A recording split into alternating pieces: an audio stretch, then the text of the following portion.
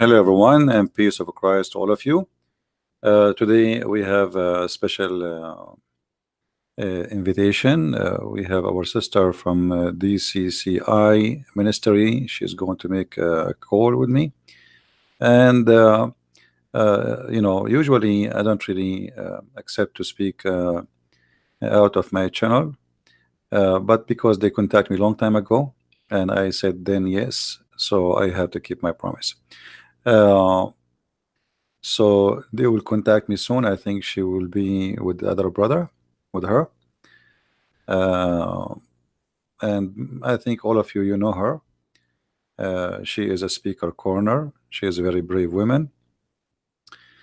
And they choose a topic which is about the paradise in Islam. And for me, I don't really care what the topic is. I do not need anyone to tell me what is the question. They can ask whatever they want. So, if for those who like to support this ministry, DCCI ministry, they are based in England. Maybe you can even join them in some activities. They go to speaker corners in England, and they are very active people.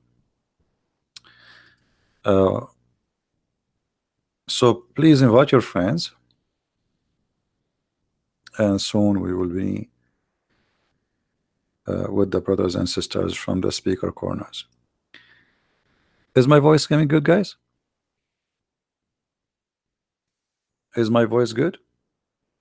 Is it low? Is it high? Let me know, please.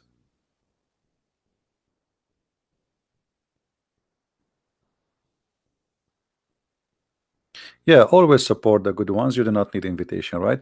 I mean, when you see somebody doing a good work, you do not need somebody to tell you we need to support them, right? So this is you do not need to wait for me to say this is the right thing to do. You know better than me. So the whole purpose of what we do is sharing knowledge and to arm Christians with the questions, answers, and questions which no Muslim can answer. So Muslims, they have a questions for us, and somebody have to answer them. And not only Muslims, I mean atheists, etc. So we as a Christians, we cannot just be just Christian by name and say, okay, I have a faith and I don't care what people are asking for. You can do that, but I mean, you have a duty in this life is to save people, not only just to be selfish and to be saved yourself. So we have always a duty, and if we don't practice our duty, then we are not really being Christians. All right. And always, by the way, like there is always I say to my admins, if a Muslim want to debate me, please verify that he is a real person, and which mean I say always I want a scholar, a sheikh, a big shot. And then my admins, they send me a link of a guy, a kid who created this chat. They are not listening. When we ask for Facebook, we do not want Facebook. This is not the point. Otherwise, he can create a. We wanted to verify who is this person. Is he worth it? Not a guy he created Facebook and you send me his Facebook says this is the guy I want to debate you. All right. So if you want to bring me someone, he have a Facebook. We check his page to see maybe he's a sheikh, he's a shaky, he's a belly dancer. Who is he? Not a guy he just opened a Facebook 2 hours ago and he sent you a link. What I will do with the link?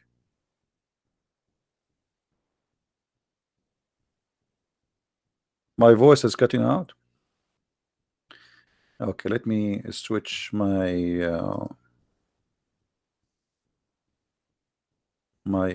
internet. So and that make it kind of hard. Okay, what about now? Is it better now?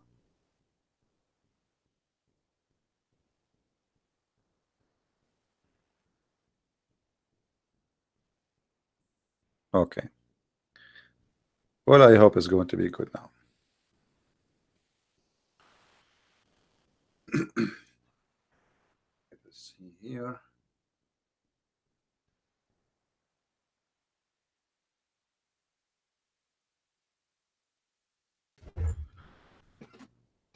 All right.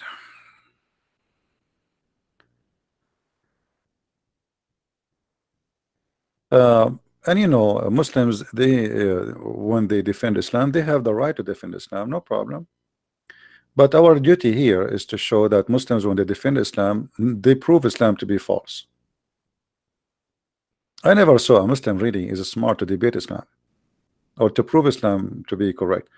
The Muslims, they take advantage of you, of not knowing, and this is the only chance they have. They can make a point against you. Like, let us make it simple. If you are an ignorant, anyone can beat you up. You know what I mean? When you are an ignorant, anyone can beat you up. So it's not really about Islam is good or not. Anyone,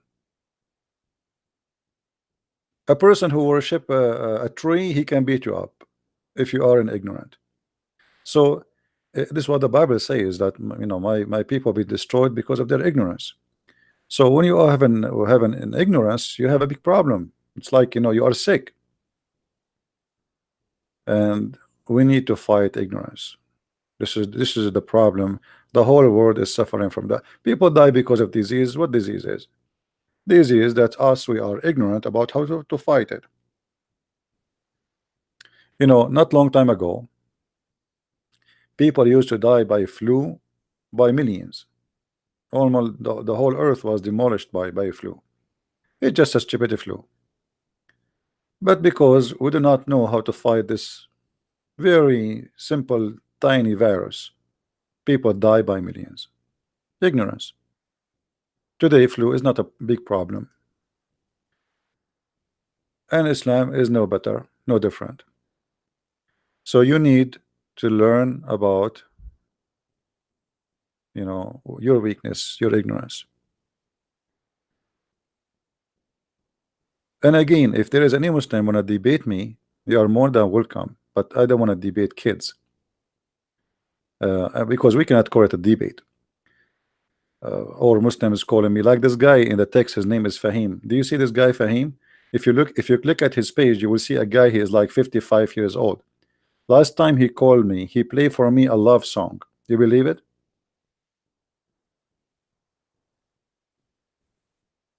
I mean, if you click at this guy image, he is maybe 55, 60 years old, and he called me, he played for me love songs. So we don't want to waste our time with kids. So when we say a Muslim want to debate me, give us your Facebook to verify, not that you have a Facebook, as some of our my admins, they think like I'm asking for a Facebook. I'm not asking for a Facebook. Facebook is just a way to see who is he, not a guy who made a Facebook 2 hours ago and you sent him to me. We need to be sure that this guy, he claimed to be a big shot, like he is Zakir Naik, he is Shish Kebab, he is Shabir Ali, not a kid. He made the Facebook 2 hours ago and you posted for me.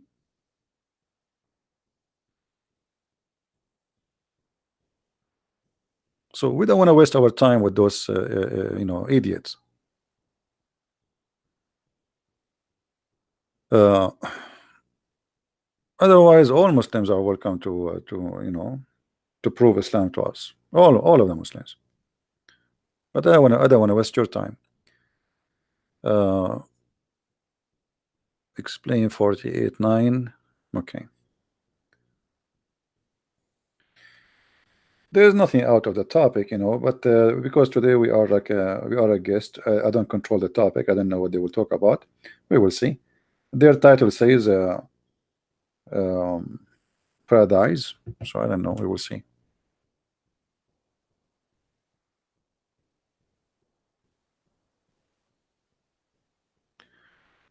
Your Facebook last day upload about 92 ministers sentenced to death by Islam of Afghanistan. I did not post anything in my Facebook, Mr. August. If people they posted there, that's not me.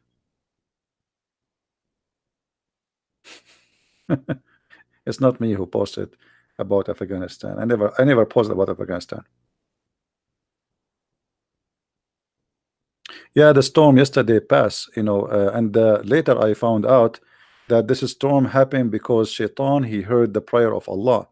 If you remember, the Prophet Muhammad, peace upon him, he said when Shaitan he heard the prayer of the Muslims, uh, he fought, and looked like there was a lot of Muslims yesterday were praying very hard, and Shaitan was farting left and right and right. So I was like, I wasn't sure really why the wind is so strong, and the wind like smells something fishy about it, and it sounds like a thunder, to be honest with you, but it turned to be not a thunder, to be the fart of Shaitan. Hmm? And here we go, the hayat in front of you. And for sure, the Prophet, he never lie. The Prophet, he never lie. Yeah, proven to be true, by the way. It's true story.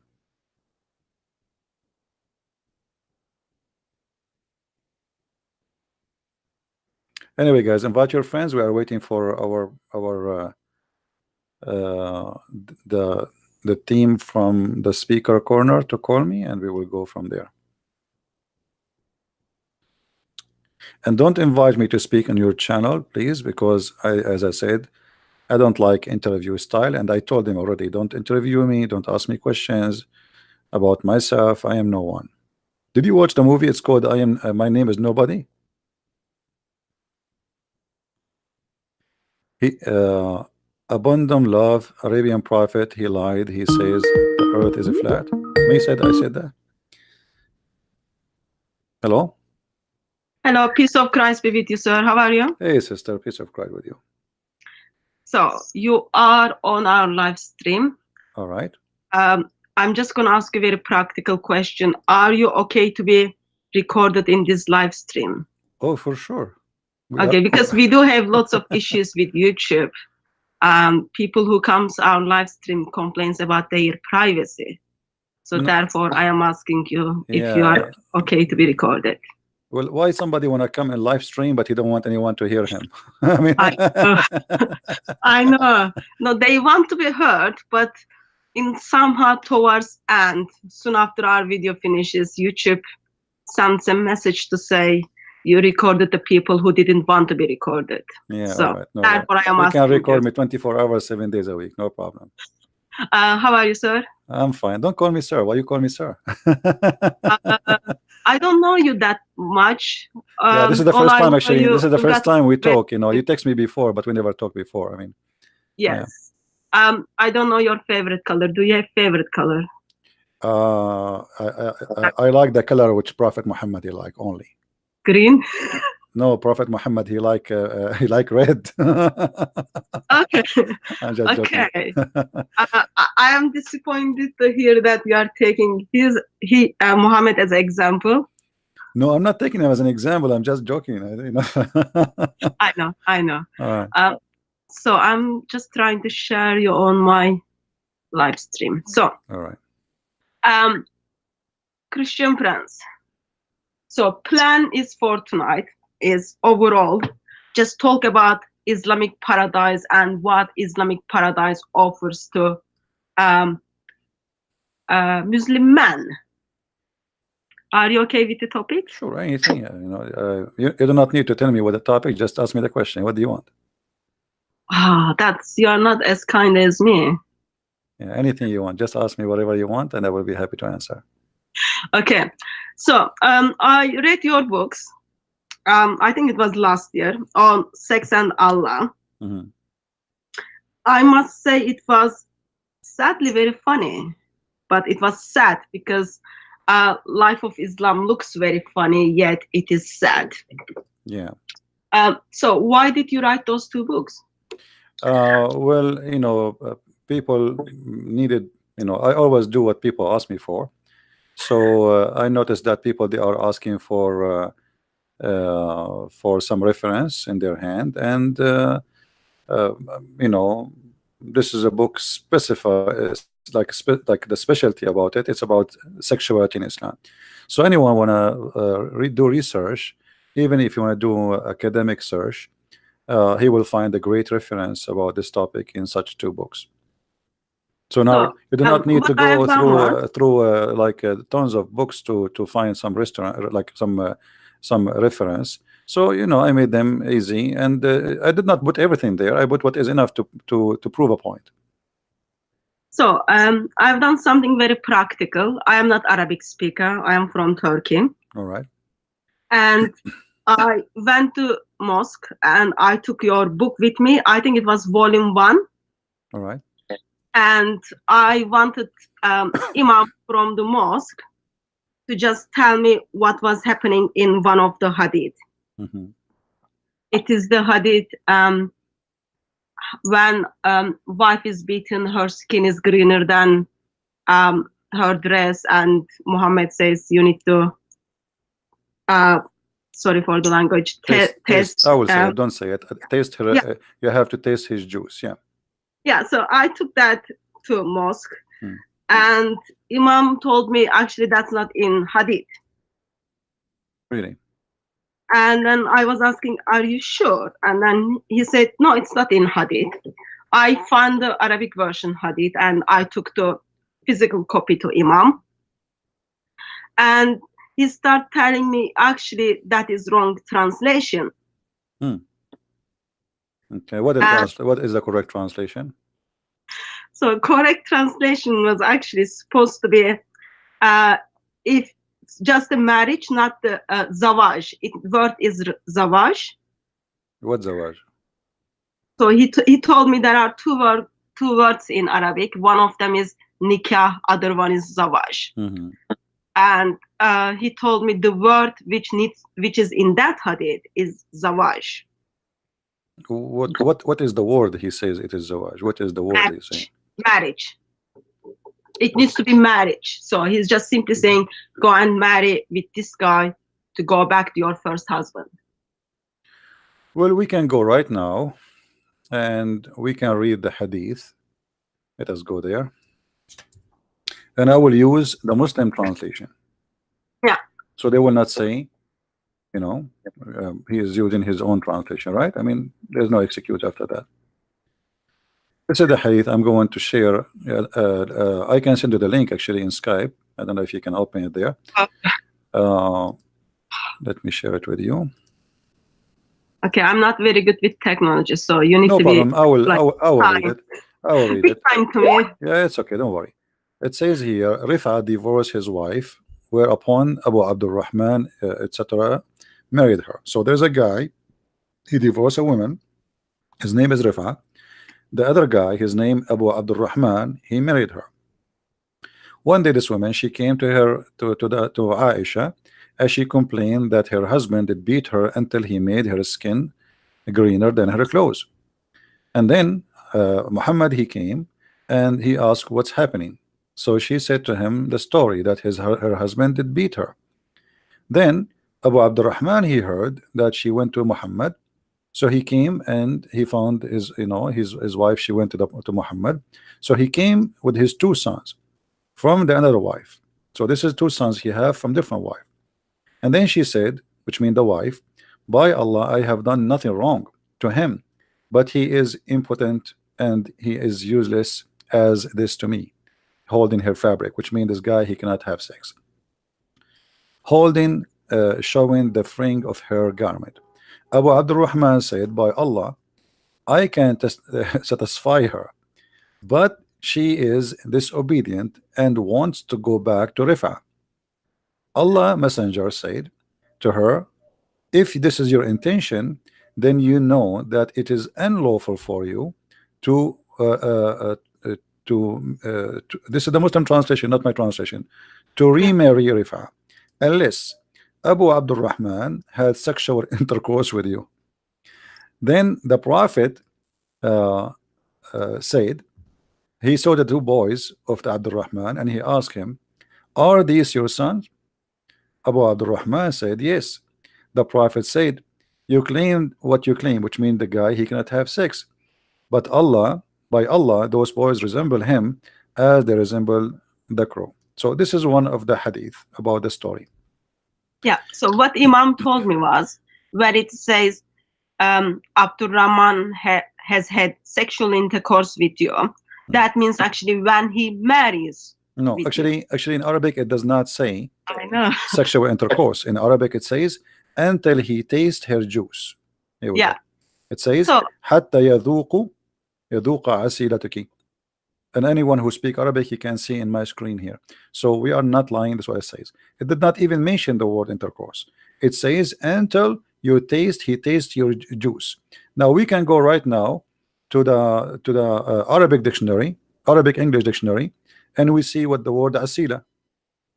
yeah, so that's what I did. I went to I took the picture of Arabic dictionary and then I show it to Imam. But Imam was like still shouting and screaming at me. I think he thought that was like speaker's corner. He was shouting and screaming at me to tell me why I am making Muhammad look bad. Yeah, this is the only way to run away from the. Yeah, here we go. I put it in the screen. And then the ones who can see my screen, I just search for the word asila. This is Islamic website, not my website. This is the word asila, and it says asila mean orgasm. As simple as that. So the Prophet says he did not say until you have intercourse. He said until he tests your orgasm. Okay, that was polite way to put it together. Anyway, so if anyone hasn't read the books, guys, read the books, memorize them, take them to mosque, challenge the imams, challenge the Muslims. It's very funny because some of the things they never read it, and when they read it in somehow it just makes them. Did you see what is written in the cover? Sex and Allah. Yeah, in the cover, and the verse in the cover.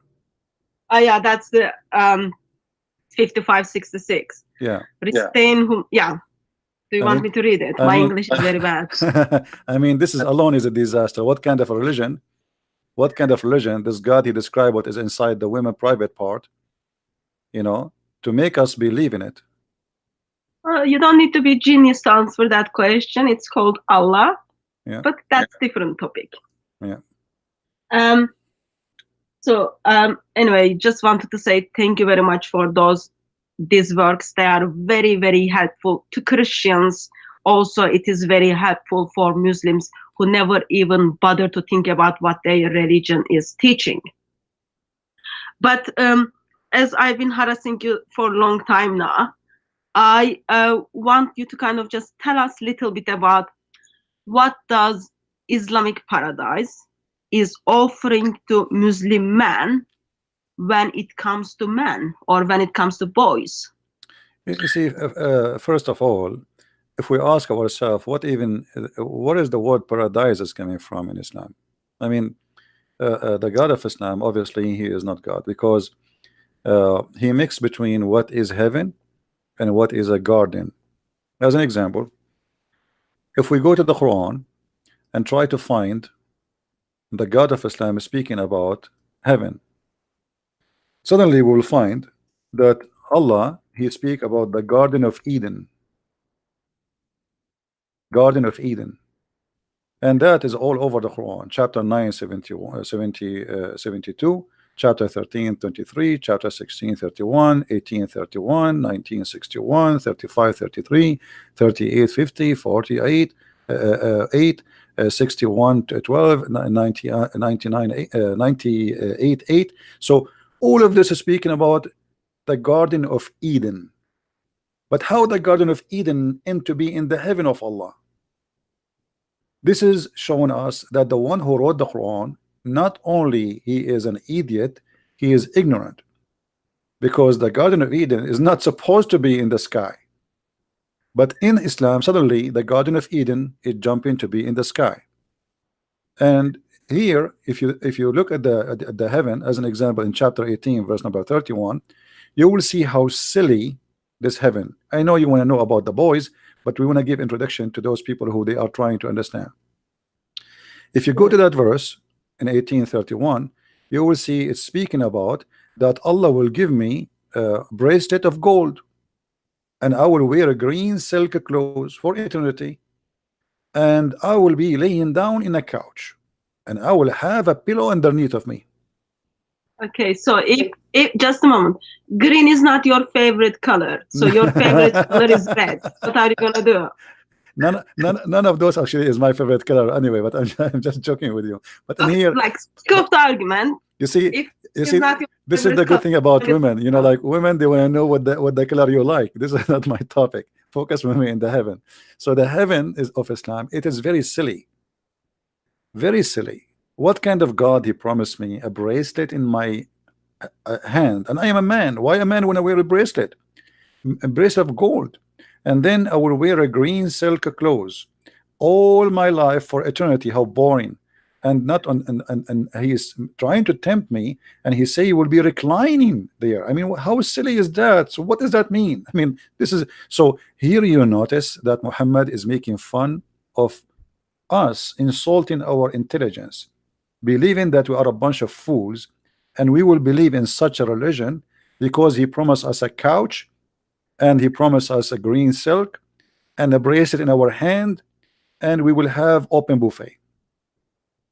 Now, if you go to the boys in the heaven, or let us say what Muslims they call them ghulman. First of all, the word ghulman, or I don't know if you know what ghulman mean. What ghulman mean according to your knowledge? Do you know? I don't know, but can I make a comment before you move to that on Surah 18 verse 31? Go ahead. So my understanding was, of course I'm not expert, my understanding was Islamic paradise is where men are gonna meet with all their desires. Yes. Okay. And I haven't met that many men, but I come across only few men who would be happy with green. So if their desire is not green, do you think they have right to ask Allah if they can change the color? No, that's it. You know, your heaven is fixed. This is what is the heaven. The food you eat, the clothes you wear, it's not up to you. That's it. Even in the heaven of Allah, there's only one kind of meat, which is bird meat. You know, that's it. There's no fish. There's no shrimp. There's no beef. That's it. There's only bird meat. That's it.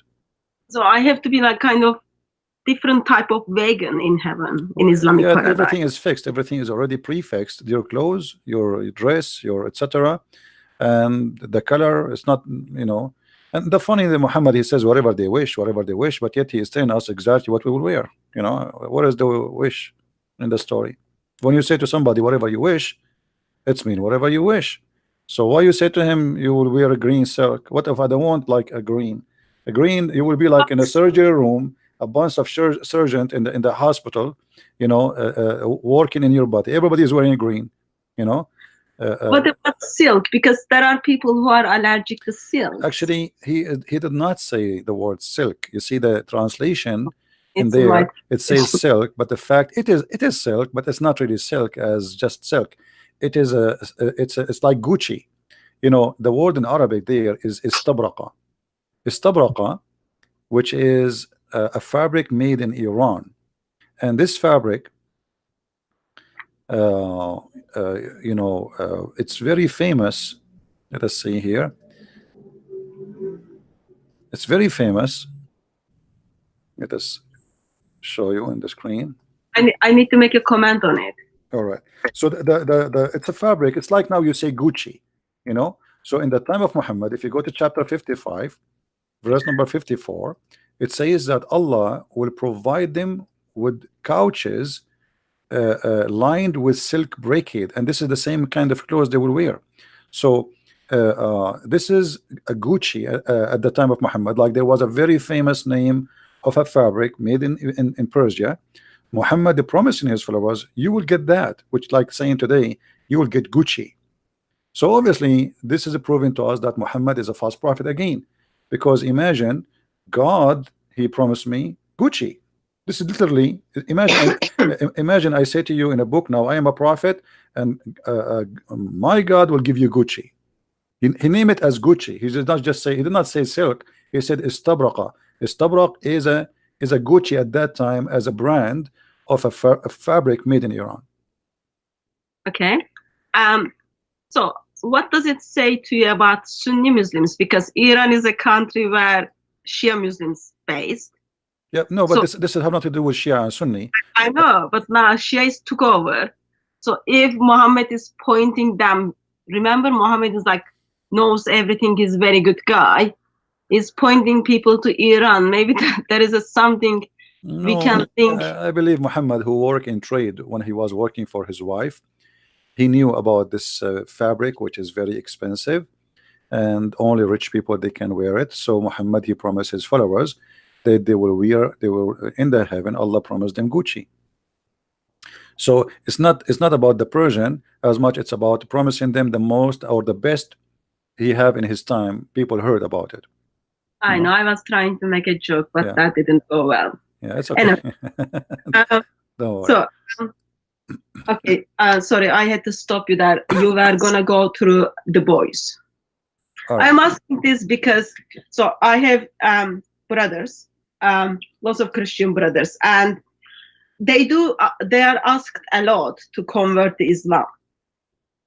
I'm just like trying to find good reasons why a Christian man should not convert to Islam, because it is attractive to have 72 virgins and you can do whatever you want to do, but there are also some negative side of being man in paradise. Therefore, that's why I'm asking this question to you. You know, first of all, if somebody want to convert to a religion because of sex, I mean, go and convert to Las Vegas, and go and convert to go to San Francisco.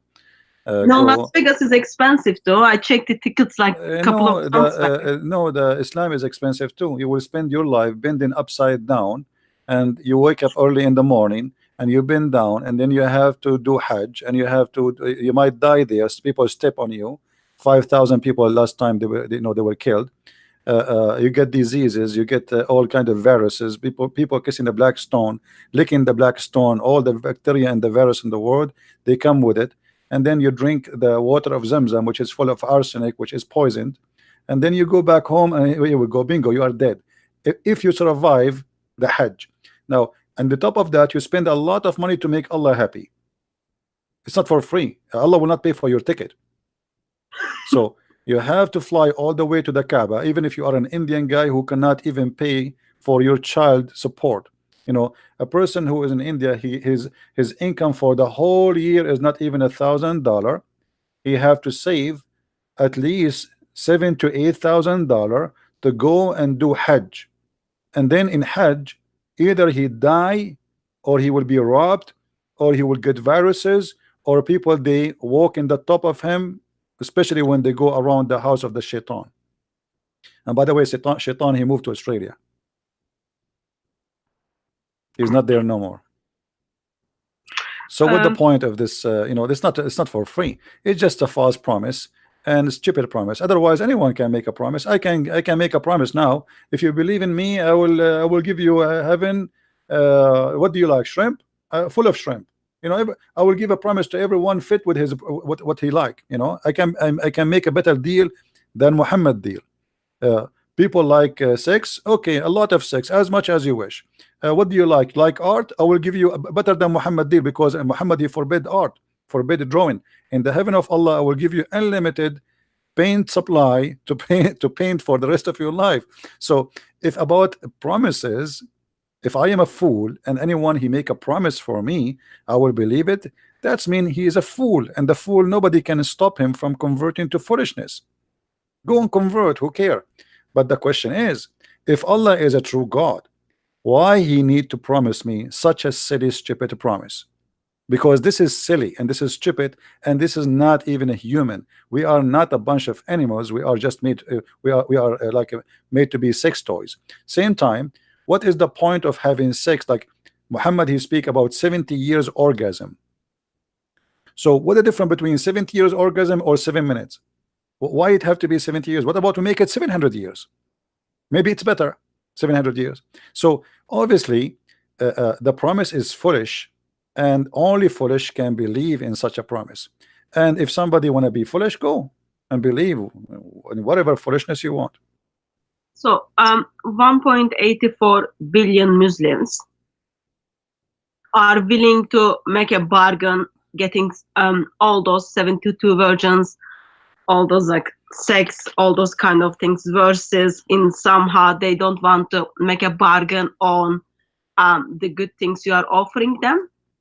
Well, trust That's me, a lot the about one mind of Islam. sister, the 1.4 billion Muslims, none of them believe in Islam. If they do, they will do jihad, and this is why they are not doing jihad.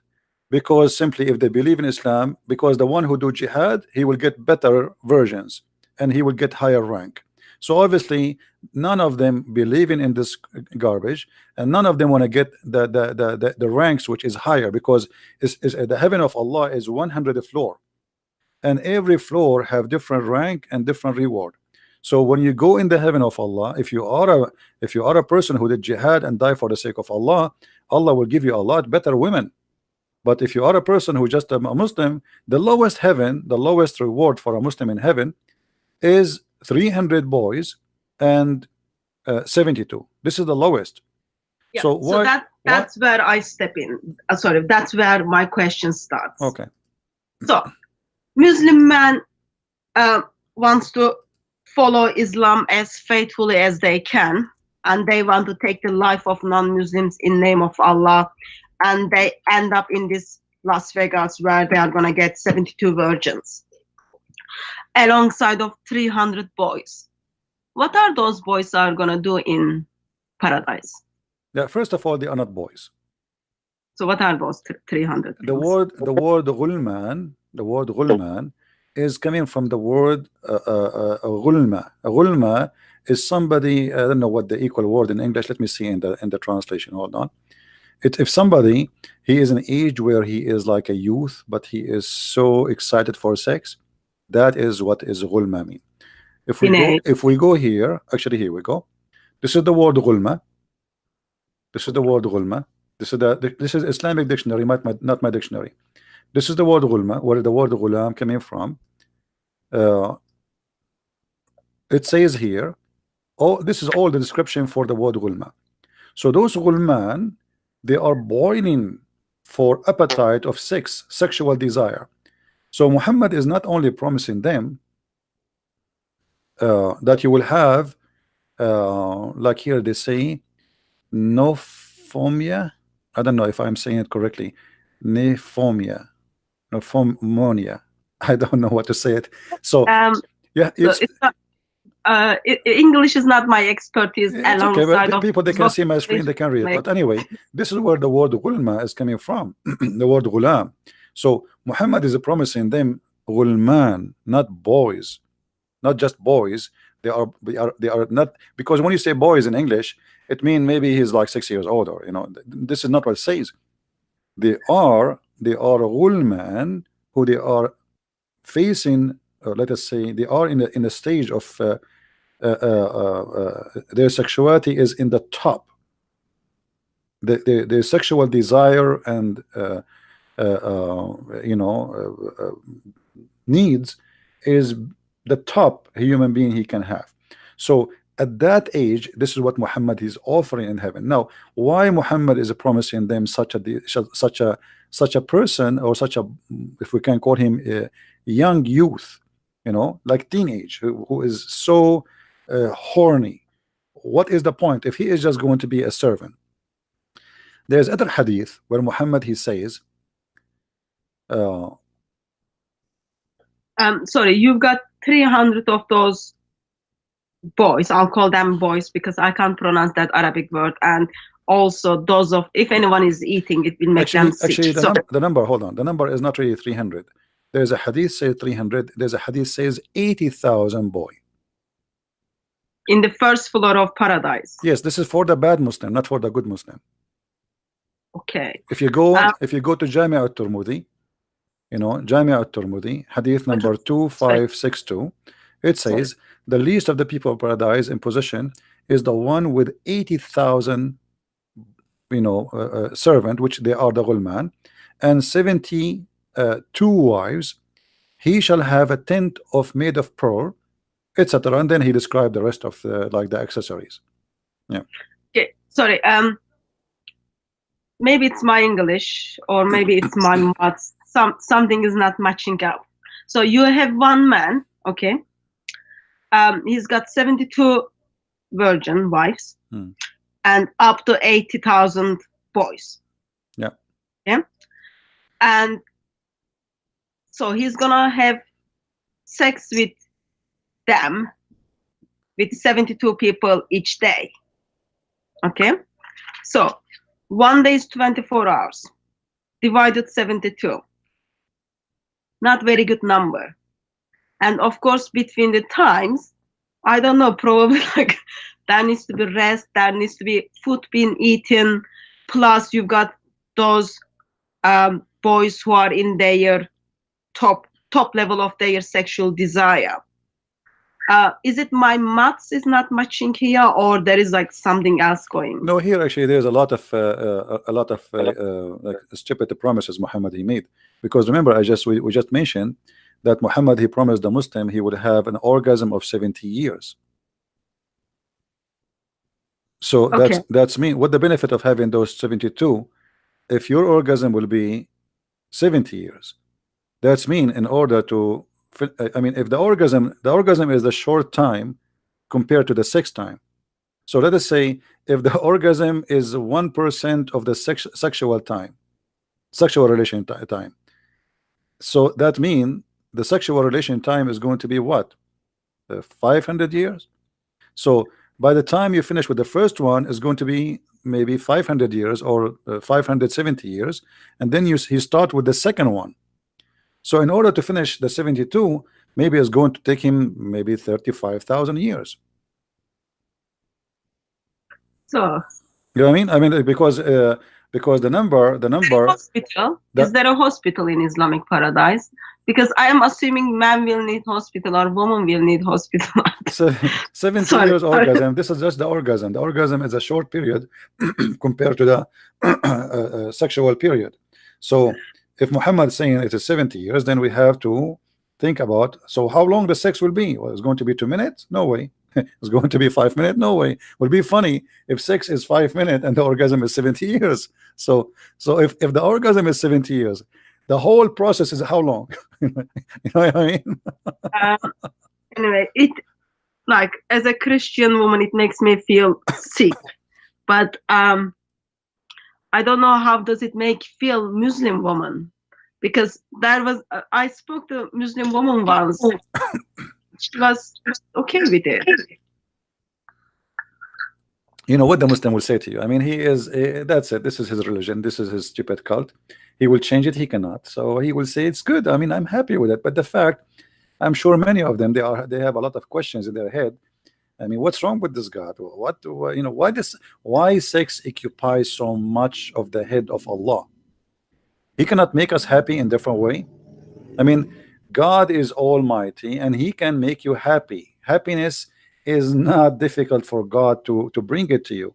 So if happiness became just sex, then this God must be a sexual God, because he concentrate. If we go and read in the Quran, the only promises is either about gold, silver, clothes, food, and sex. And sex will take a big portion of this heaven. So everything is about the belly and down. There's no heart, there's no love, there's no, you know, what about God created Adam and Eve? So the logic is, if God will provide us with sexuality, then well, one man and one woman, because God, he did not create Adam and 72 Eves or 72,000 Eves. So if this is what God he did in the beginning, why he would do different in the end? It doesn't make sense. So Muhammad, he was trying to tempt his men to die for him. Go and fight and die. And the promises is so cheap. I mean, talk is cheap. I can promise you heaven as you wish. I can promise you the biggest, even Muhammad, he promised a guy that he will have a corner lot in heaven, and he in exchange of his palm tree farm. So Muhammad, obviously, he is a good bargain person. Actually, even the Quran describe Islam as a bargain, as a business. uh, Muhammad, he says, shall I his God told him supposedly, shall I lead you to a bargain, a business, you know, which will bring you to Allah, and get a great reward? It's a bargain, you know. uh, so why Allah he consider believing in him as a business, unless he So, is doing a business? Muhammad is a businessman, and he is saying to them, Allah is a business too. You believe in him? Here we go. Read chapter 61, verse number 10. Oh, who you believe, shall I show you a commerce that you will save you from painful doom? It's a business, it's a trade. You give Allah this, he give you Allah that in return. so let me go back to my Christian brothers who might think it's good offer to buy Islamic paradise or get the Islamic paradise. And some of those brothers are married. Okay, so let's say they end up in Islamic paradise. What are their wives going to get it? If, sake of the argument, their wives made it to the paradise, are they gonna get 72 virgin men? Because equality is important, you know. Well, there is many hadith Muhammad he mentioned, and remember always, anytime the Muslims they find something embarrassing, they will say it's da'if. Anything is, but da'if is accepted still. So if we They all go, pass the test. yeah, if we go in the hadith in Jami' al-Tirmidhi, it says, indeed in paradise there is a market which there is no buying nor selling except for images of men and women. So whenever a man desire an image, he enter it. What does that mean? This is the Playboy magazine of Allah. So now in the heaven of Allah, the heaven, the sexuality is not a sexuality about man sleeping with women only. It is a magazine. There's a magazine store, big mall. There's nothing there. There's no fruits, there's no vegetables, there's no clothes, only images, pictures, Playboy. And then the customer is a man. There's no women customer there. So the sellers, the one who is going to buy is a man. And if the man desire an image, he enter it, which means he will have sex with it. But the images are images of what? Images of men and women.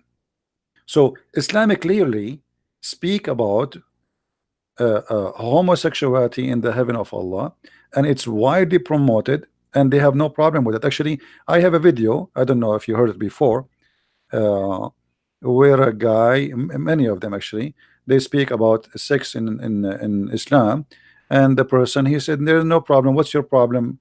You know, yes, in heaven there is no sin. A man, he can even have, I asked him, so you can have sex with your mother? He said, so what? Why you don't understand? There's no sin in heaven. I do get as well. Sorry? Oh, is that my, I can hear my voice back. I do hear that a lot as well. Muslim men don't see there is any issue that they might have sex with their sisters or with their mothers, even if with their grandmothers. Yeah, because simply heaven in Islam is nothing but it's a hippie house, you know, like the hippie revolution in the 60s, where you know, European people, they decide to go wild and they want to just have a free sex as they wish, anytime they wish, in the beach. There's no need for marriage, you know, we can share men and women. So Islam is very much advanced before that, but the reason for Islam to be like that, as long as you have my book, if you go in the first volume, you will see the Arab, they used to have many kind of marriages, correct? Yeah, many. And many of those marriages based in exchanging women. So Muhammad, he understand that pleasure, because I believe strongly that Muhammad himself, he used to exchange women. This is why in the Quran it says, like if you go in the Quran chapter of Al-Ahzab, where Muhammad, Allah, he says, supposedly Allah said to Muhammad, not Muhammad saying it to himself, that any woman, she want to give herself to the Prophet so he can have sex with her. And then Muhammad, after that, in verse number 52, it says, it's not allowed for you to change or exchange. This is the translation the Muslims they have. So how you can exchange women? I mean, how you can change a woman? You see here, it did not say divorce. He says you cannot change or exchange. Exchange in Arabic, to beddel. There's a huge difference between divorce and change. Divorce, she's gone.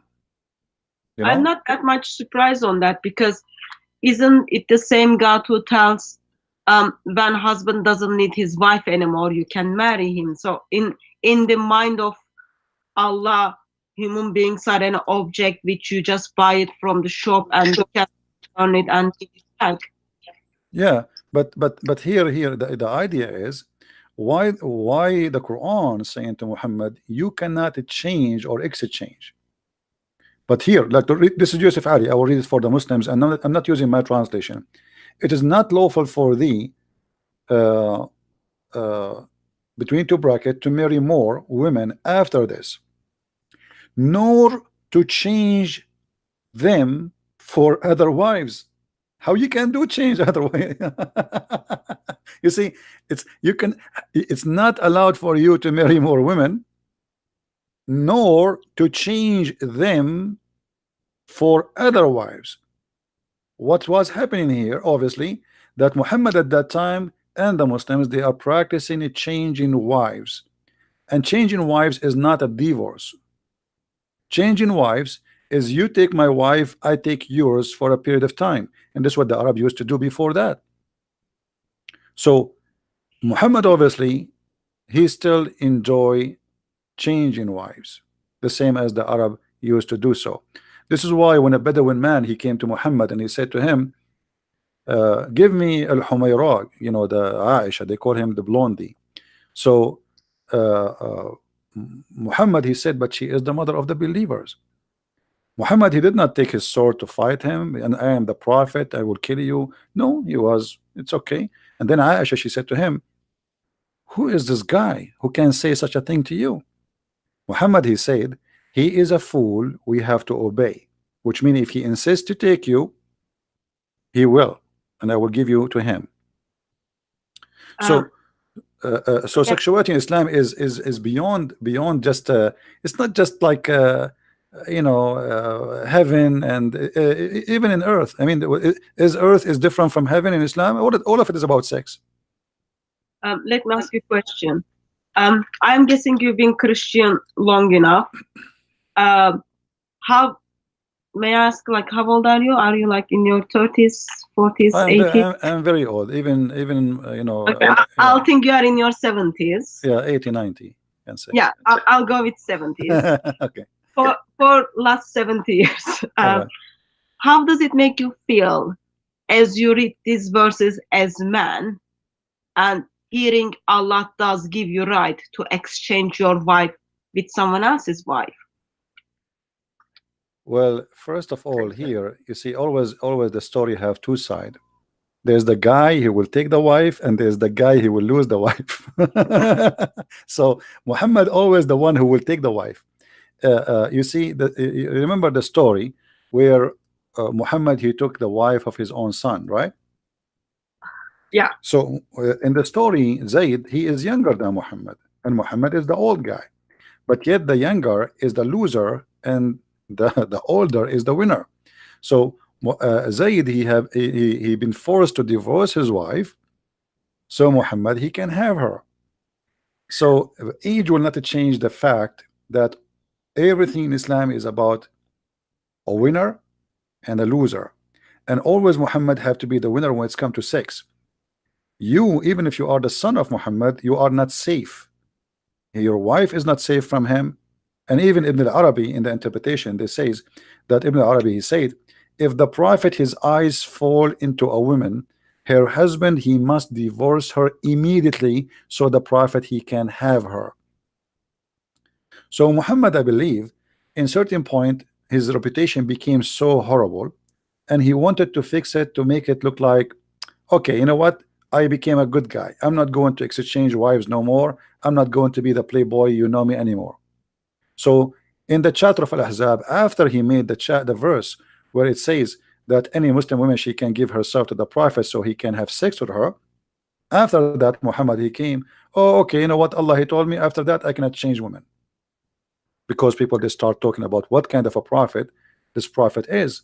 And that's why, if you remember, Aisha, she said to Muhammad, Inni ara rabbuka yusari'u ila hawaka ya Muhammad. I see that your God, he rush into your desire, Muhammad, sexual desire. Now, why Aisha, she said that? She is the wife of the prophet, she is not a stranger. But if Aisha, she is not stupid, she is observing, and she learned that her husband is a sexual predator, and he will use God as a puppet for his sexual desire. So women, they start offering themselves to the prophet to sleep with him. And Aisha, she said, I felt jealous of the women who offered themselves to Allah Messenger, and said, then when Allah the Exalted, the Glorious, revealed this, you may differ between any of them as you wish, and take to yourself any you wish, and if you desire any of you have set aside, no sin chargeable for you. So Aisha here, she noticed, oh, not only he made verses that a woman, she can give herself, but now Muhammad, he make other verses saying that if a woman, she don't look good for Muhammad, he don't like to sleep with her, Allah gave him, or he make a verse obviously saying, oh, the one I don't like, I can't say, oh, stay aside, the one I like will come to the bedroom. So Aisha, she said, it seemed to me that your Lord hastened to satisfy your desire.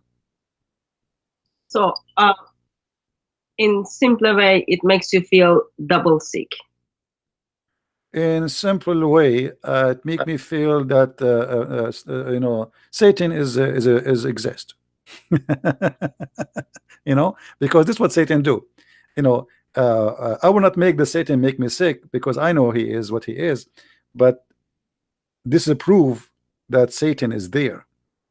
Because you see, a person who claimed to be a prophet of God, and then he tried to take advantage of his followers, specifically women. Obviously, he is a cult leader. All cult leaders in the world, they share one thing: they are sexual predators. They are going after their followers. So you believe in me, I'm going to sleep with you if you believe in me. And this is exactly what Muhammad did. If Muhammad was a good person, and he is a prophet of God, and the Muslim, they say he is the most decent, good man, then why he needed, he have already 13 wives, so why he needed verses saying any woman, she can give herself to the prophet? Why? He is short of women, he is short of sex, he cannot find a wife. He have 13 already, and he have many sex slaves, you know, and even his wives, they get him busted having sex with Mary the Copt in their bed. So why he needed all those women? Okay, so Muhammad had lots of wives, he had sex slaves, but still he need extra people to meet up with his sexual desire, and he's offering that sexual desire for his followers when they get to paradise. Go back to those boys in paradise. I'm really curious about what are those boys are gonna do in paradise. Well, the Muslims, they say that those boys are going just to serve us. But what they're gonna serve with their like all high, I don't know what is the term for that, high level of their ready to have sex desire. I don't know what is the term for that. Let us analyze what the Muslim, they will say to us first. The Muslim, they will say no, they will not have sex with them. They will just serve you. Okay. Now, there's a video on YouTube published by the Dean Show, and the guy who speak there, his name is Dr. Dermelli. I forgot his first name. People, they can search for it. It's called The Description of Paradise, and he says in the heaven, if you wish something, is going to be in front of you right away, which means not the servant will bring it to you. Like if you see a bird in the sky, you say Subhanallah, and the bird will be cooked in a dish in front of you. When you finish eat, there's no dirt, it's gone. So why do you need servants then? This is the question then. So why we need, what servant will do? And imagine, not only that, in the heaven of Allah, your clothes will never go wrinkles, and you will never take a shower, and there's no dirt, and there's no dust, and there's no cleaning, and there's no sweat, and even there's no sperm in some stories they say. So what the servants are for, what they will do? This is the question the Muslims cannot answer. The Quran says that those servants, they will go around them serving them, and they have cup of wine, and then it says la yanzifun, and they will not bleed. Now the Muslim, they say the word bleeding there is about not about bleeding from like using blood, it's about getting drunk. But why the boys will get drunk? It is the masters who would drink, not the boys, you know. So in today's society, servants wouldn't sit down and then eat with their master. I am assuming in Islamic paradise where man doesn't need anything, like they don't even need servant, still they do get those boys. You see, if you watch this video, I encourage people to watch it so they can laugh. The guy, he said you will have 80,000 boys serving you. Now 80,000 boys To one man. and yeah, for one man only. And then this man, he, if he wish something is going to be in front of him before even he say. So what the boy would do, it is silly, it is stupid, and the Muslims, they try to get away with this promises. At the same time, isn't it, this is a child abuse? Let us say they are But youth. slavery is all right though in Islam. It's all right, yeah, but Yeah, so but, they wouldn't complain about but those who claim that Islam is a good religion and Islam is have ethic, I mean, where is the ethic in this? Allah will enslave for eternity a bunch of youth, and their job is to serve me a cup of wine for eternity. If they will not have sex according to Muslims, let us say, I'm going to the Muslims claim, let us say they will not have sex with them, they will just serve us wine. So is it right to enslave 80,000 little youth just to serve me wine? 80,000, how many cup of wine I would drink a day? I mean, why 80,000? Sorry, my brain sometimes just most of times doesn't work. So you've got those 80,000 boys who are high in their sexual desire, okay, and all of their job is to just serve you wines, 80,000 wines in one go. That's a lot of wine. That's a lot of kids, a lot of boys. And I am very curious why Muhammad needed to express how high was their sexual desire. Well, what do you think? Well, you know, it's not only a lot of wine. I mean, this is stupid. I mean, what you see, like if heaven is heaven, can't heaven be perfect without having a youth next to my bed? 80,000. I mean 80,000, they have to be mute to enjoy my day. 80,000, they don't talk. 80,000, they don't blink. 80,000, they don't even make a sound when they walk, because if you have 80,000 chicken and they walk around without talking, without making buck, buck, buck, buck, buck, they would drive you crazy by the sound of their feet. So you have 80,000 youth. This is an army. You can fight, and you can, you know, there's some countries until now they don't have 80,000 soldier. So 80,000 just to serve me wine.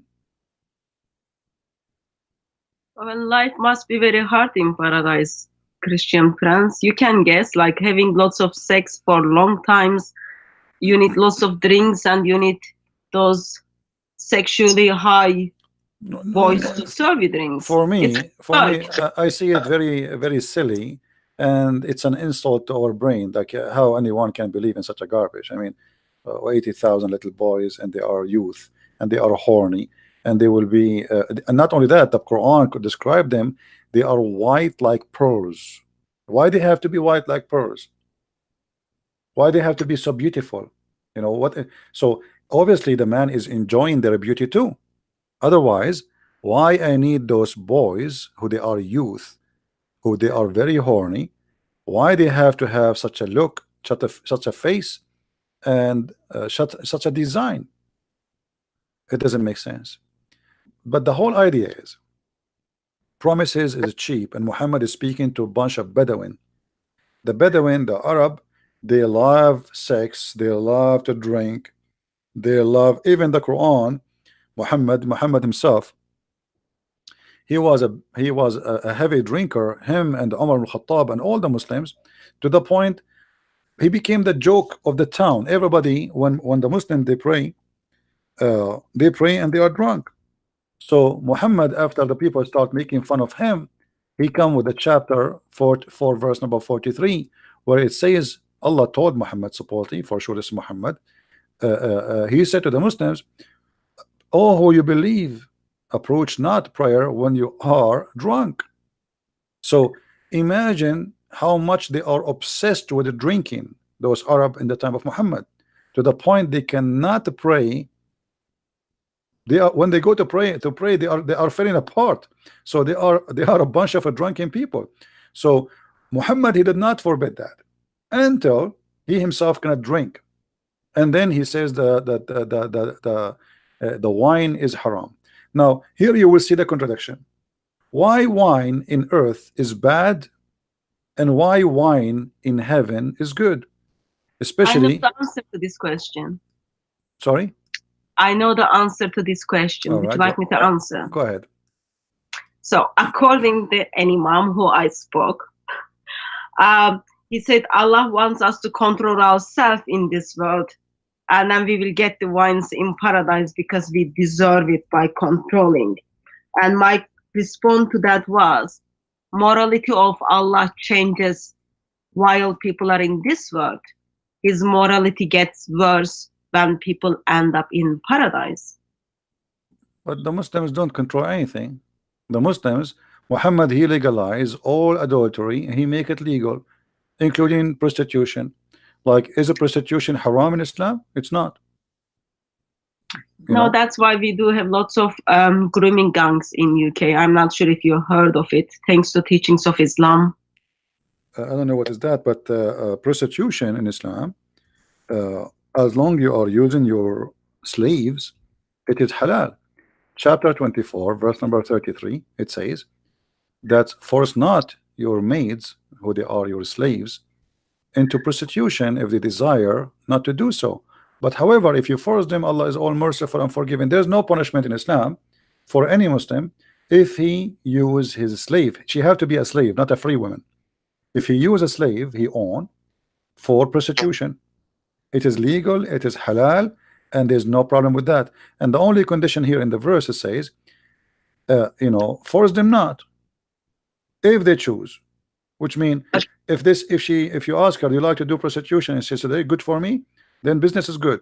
However, even if you force them, Allah is all merciful. The Muslim, they say Allah is merciful for them. Okay, but what is the punishment for prostitution in Islam? You see, the verse doesn't say never do prostitution. The verse is so clear. It says force them not to do prostitution if they choose. If they choose not to do prostitution, and if you force them, Allah is all merciful. So where Muhammad he says prostitution is forbidden? Nowhere. The verse is so clear. So same time for the muta. You know the muta, right? Yeah. Let me just comment on that. Surah 24. So in England, it's been almost a decade now. Mainly Muslim, mainly followers of Islam, not Muslim, mainly people who follow the teachings of Islam and identify themselves as people who fast during the Ramadan, who goes to Friday prayers. They pick those young white British girls, mainly British, and then they use those girls, they sold those girls, and they make money from those girls. We call it, like, it's been all over the news, identified as grooming gangs. But how they get those girls? I don't understand. What they marry them? What they do? No, so they pick up those girls from the, like, after school, or those girls go to shop to buy the things, and then they start giving those girls gifts. From that, they are building relationships, they are grooming the girls. And then from that, the girls kind of start, oh yeah, he's my friend. And those people are pretty old when you compare with the age of those children. Youngest child was 9 years old, and then until it goes until 15. I did meet some of the girls who's been groomed, and the way they've been treated by Muslims. If one of the girls wanted to give up and didn't want to kind of be friend with these Muslim men, they were told they will family will hurt one of the girl. They nailed her tongue on the table if she goes back to if she leaves this gang. It's overall like very sad, ugly. But when we see those Surah 24 verse 33, it makes sense for us why Muslims are using those mainly white British girls to make money from them, because apparently Allah is all merciful and all forgiving. Allah doesn't have any problem. I don't want to blame a cult like Islam for what's happening here, because it's a cult and everything is halal. Especially it is not, you know, they cannot do that to Muslim girls. They are doing it only to non-Muslims. So we understand who they are. But I want to blame the society in England. I mean, where is the parents? Where is the family? Where is the mother? Where is the father? Where is the government? Where is the police? Obviously, there's something wrong there. So family is already broken. So, social services didn't do their job. Police didn't want to offend Muslim community. Okay, that's mean England is doomed. I mean, you see a guy is kidnapping a child, forcing her into sex business, and then you don't want to offend. What kind of a country? This country is gone. Country needs Jesus. The country is gone. This England is became a doomed country. So I don't blame a criminal for being a criminal. You know, crime can take place if there's no protection, especially for the young one. So don't blame the criminal only, blame those who allowed the crime to happen. And obviously there's somebody, the criminal here is not only those who commit the crime, is the government, is the parents, is the society who allow such a thing to happen. Yeah, like everyone has responsibility and everyone did their part is wrong, but still there is an ideology out there gives right to their followers to abuse, buy and sell people who do not share their ideology. That's very ugly and wrong.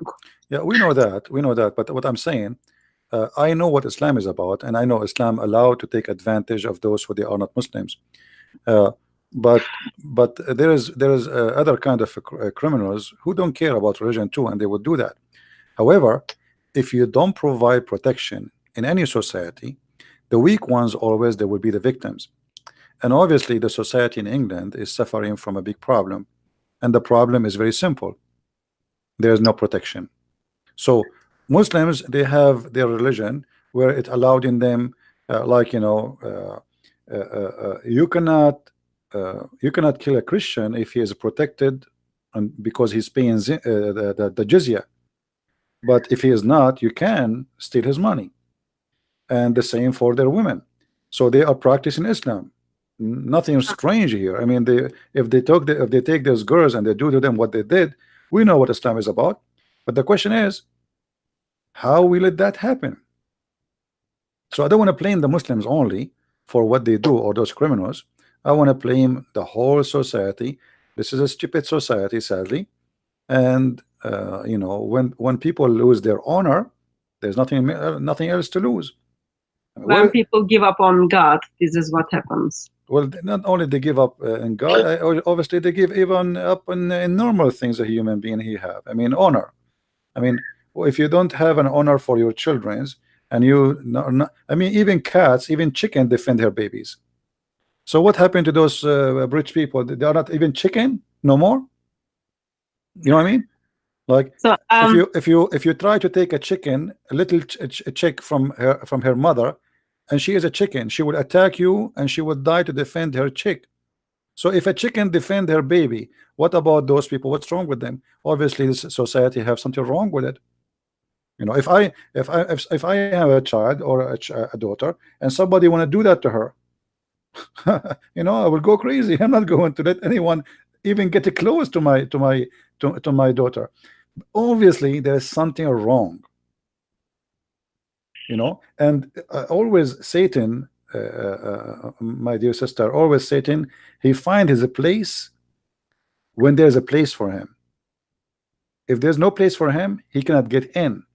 So this society welcoming Satan. Actually, England became the nest of Satan, because every terrorist in the world, he want to run away, he asked for asylum, England give him asylum. okay, I'm not gonna comment on that. So can I ask another question? Sure. Just changing the topic. All right. So I hear from mainly from Muslims, Muhammad was very good man and he's like very good example. And one of the good thing Muhammad did was feeding a cat. Apparently he gave milk to cat. Do you know where this comes from? Well, you know, the strange is Muhammad, he gave milk to a cat, and there's a hadith says a guy who gave water to a dog, he will go to heaven. Okay, when you hear this, you think that Muhammad was like a guy who believe in Buddha, like he's a Buddha guy, you know, and like he's a spiritual, and he was wearing a robe around himself, and he carry an umbrella in the top of his head, and his name is the Dalai Lama, you know. But isn't Muhammad the same guy who said kill all the dogs? The black ones, yeah. No, all the dogs. No, not only the black one. In the beginning, he said kill all the dogs. But when people they start complaining, he switched to the black dog only, because people they have guard dog, they need dogs. Nobody can live without dogs at that time. So dogs at that time, it was a necessity, it's not a luxury. So in the beginning, Muhammad, he ordered to kill all the dogs. And here we ask ourselves, if Muhammad he ordered to kill all the dogs, how a person can believe that Muhammad he gave a cat a milk and he was a very nice person? It was narrated, and this is Sahih Hadith, the Messenger of Allah raised in his voice and commanded that dogs to be killed, and dogs were be killed, except for hunting dogs or dogs kept for herding livestock. So all dogs were killed. And by the way, this is only after adjustment. In the beginning, Muhammad he ordered to kill all dogs with no exception. Sahih Muslim. Let us show the hadith number so people will not say we are making things up. Do you mind sharing your screen, Christian friends? Yeah. Are you sharing your screen? Or you want me to share in my Skype, you mean? No, like I'm. Yeah, you can share my video. Yeah, no problem. You can share. Sahih Muslim 1570, hadith number A. Or you know, it says Ibn Umar said, Allah Messenger reported Allah Messenger giving command for killing dogs. So Muhammad he ordered to kill the dogs, and then when the people they start complaining, he switched. He said, okay, kill only those who they are not herding and not guarding. So anything else you kill. So why Muhammad, if he is a nice person, want to kill dogs? And Muhammad actually he says, if not the dogs are nation like other nations, I will order to kill them all. You know why? Okay. Do you have any pets? Do you have any dogs or cats? No, I don't have. Guinea pig or anything? No, I don't have. No. So I've got 3 dogs. Okay. All right. Like they are seriously very lovely. And one of them is puppy. She just chooses everything. Other ones are like little bit older. I look into their eyes, and when I remember Muhammad wants them dead, it doesn't give me that much nice feelings about Muhammad. Do you think my feelings are correct? Well, dogs, they have a special sensation and they can sense evil, you know. So because they can sense evil, I believe Muhammad, he hated them. Each time they see Muhammad, they sense evil in him. They start barking. Well, obviously there's something. I mean, why the guy, he is ordering to kill dogs? I mean, he is a Bedouin man, live in the desert, and everybody need a dog. So a dog, he bark anyway. If we see a stranger, he would do that. But so why you hate all the dogs? Doesn't make sense, you know. So as you see here, I'm showing the hadith in the screen. People, they can see it. Yep. And this is hadith number 1573a. It says that Muhammad, he ordered kill all dogs, all the dogs, and then he made an adjustment. Then he permitted keeping the dogs for hunting and protection. So there is no need for any man. I mean, dogs are very beautiful animals, you know. What if a dog, he is weak, he cannot protect you, but you like him to stay alive, and he is a cute, you know, he's funny, the kids are playing with him. According to Muhammad, we kill him. That's just heartbreaking. I'm Yeah. double heartbroken about And it. you know, this kind of a person, obviously he have a mental illness, because you know, I can be maybe a person, he have a phobia from dogs. Maybe one day when he was a kid, he was bitten by a dog, but that is not an excuse, you know, to kill all the dogs. That's stupid, actually, you know. So Dogs are very faithful. dogs are very faithful, and they are always the best of friend for a human being. I mean, if a guy, he lost in the middle of nowhere, which one you prefer, to have to be by yourself or to have a dog with you? For sure you will have a dog. So dogs never been a problem. Now, there's sure, for sure there's some bad dogs, you know, but there's bad human too, you know. If a dog, he bite, there's a human they kill. Should we kill all human? You know what I mean? So what? Why we need? And then you will see here the superstition of Muhammad. When Muhammad, he says that the black dog, and then he switched to the black dog, and he says you kill not only black dog, any pure black animal. You need to ask yourself, what is the phobia about the black color? Why? Sorry, CP, sorry. I was told that you are not showing your screen on your channel. Is that correct? No, now it's showing. Now it's showing. Okay, sorry. Yeah. So the Messenger of Allah said, if it were not that dogs were part of a nation among the nation, then I would order that all of them to be killed. Now here we need to ask ourselves, why Muhammad, he hated dogs so much, and then why he switched to say kill the dogs which is a pure black. They ask him, what is the distinguish between a yellow dog and white dog from a black dog? He said the black dog is the devil, is shaitan. So Muhammad, obviously, he believed that black color is the color of Satan. So you kill this is why in the Middle East, you will not see, if there's a black horse, he is totally black, they will kill him if he's totally black, because I've got 3 dogs and 2 of them are black. Sorry, you had what? I've got 3 dogs and 2 of them are black. Well, you know, those are the enemy of Allah. You know, I believe my dogs are made for heaven, but anyway, not for paradise. Yeah, well, I don't think dogs deserve to go to the paradise of Allah anyway. I mean, it's not nice for them. But here you will notice that this person, he have a mental issue. I mean, a person who is little wise, he should understand that those are poor animals, you know, and we should not kill a dog because he's black or just because he's a dog. That is not only any human unjust. This is an evil. It's stupid. It's stupid to believe that a black dog is Satan just because he's black. So how in the world Muslims, they can believe in a man like this to be a prophet who tell them about the right and wrong? Isn't it obvious that this is wrong? I would love to see what the animal lovers will say in 21st century.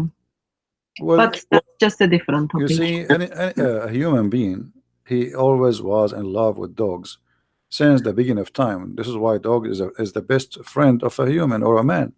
So to come with such an argument that dogs are bad and dogs should be killed,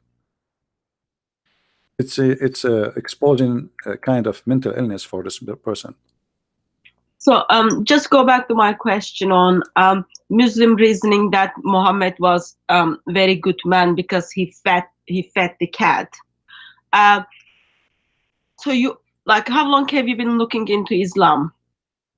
So you Longer. are 70. Can we say like last 60 or 65 years? Sometime I have over 100 now, you know, by Yeah. knowledge. No, look, listen. If Muhammad nice to cats, why he is not nice to human? Oh, well, so just a moment. How long have you been studying Islam? Over 70 years? You know, no, you know, let us say. Okay, I'll ask much simple if you don't want to share your age. Have you got gray hairs yet? You see the woman questions. Well, if you've got gray hairs, that means Islam gave you gray hairs. I don't know. Last time I looked at the mirror, it was long time ago, so don't ask me those questions. Okay. Okay. Anyway, maybe I don't even have hair. How you know? Maybe I'm like Sam Shamoon. Like, doesn't matter you've got hair or No. not. God still loves you, and Yes. Lord Jesus Christ Thank died you, for sister. you. But I just wanted to find out. yeah, listen to me. I'm Always, assuming you've been studying Islam for a long time. it's not about how long you study, it's about how deep you study. There's many people, they study, you see, there's working hard and there's working smart. There's a person who works so hard but he cannot accomplish, and there's somebody, he works smart little than the one who works so hard. So we need to work smart, not only hard. Okay, in your smart studying, have you got what would be your top 10 things, like if you force and really force that you come across that Muhammad was a good man because these top 10 things? Well, there's the top good things about Muhammad are evil, because if Muhammad, he did give milk to a cat, what about Muhammad letting the women who insulted him and she is over 80 years old, let her go instead of cutting her to pieces? That's mean Muhammad is mentally ill, because you are merciful to the cat by giving her milk, but yet a woman over the age of 80, you cut her to pieces when she's alive. So that is a proof that Muhammad is mentally ill, because this is not a mercy, that's a madness. Like there's a guy who is a king who give his cat a milk, but then he throw you to the cat to eat you. His cat is a tiger. You know what I mean? So I have a cat and she is a tiger, and then I give my cat a milk, and now my cat, she is licking my fingers, and then after that I am so merciful to the point I will throw a human being in front of my tiger because the tiger is hungry. So now I am merciful. So Muhammad, he sacrificed mankind, yet they call him a merciful prophet. How many millions of people get killed because of Muhammad? Muhammad, he did give milk to the cat. But the question, how many millions can get killed because of Muhammad? So saving, so the Muslims are trying to fool us, saying Muhammad, he saved the cat, he killed millions. This is the point. My prophet is so good, he gave milk to the cat, but he crucified people, and he put nails in their eyes, and he put them in the cross, and he cut their hands, and he cut their feet, and he put nails in their eyes, and he is merciful by giving milk to a cat. I am glad that there is something, since we are in the same page. I thought pretty hard, but I couldn't even find any nice thing about Muhammad. Well, not good at all. You see, Muslims, they can, you see that when a person is desperate, he try to find something to make Muhammad look nice. So they start quoting stories which we find it actually hilarious. Like as an example, the Muslim, they say that there was a Jewish guy, he piss always and he throw garbage in the door of the prophet. All right, this is a story we hear it always. There's a Jew guy, he always but where we can find this story? Who is the Muslim want to show me the story? There's no reference for the story.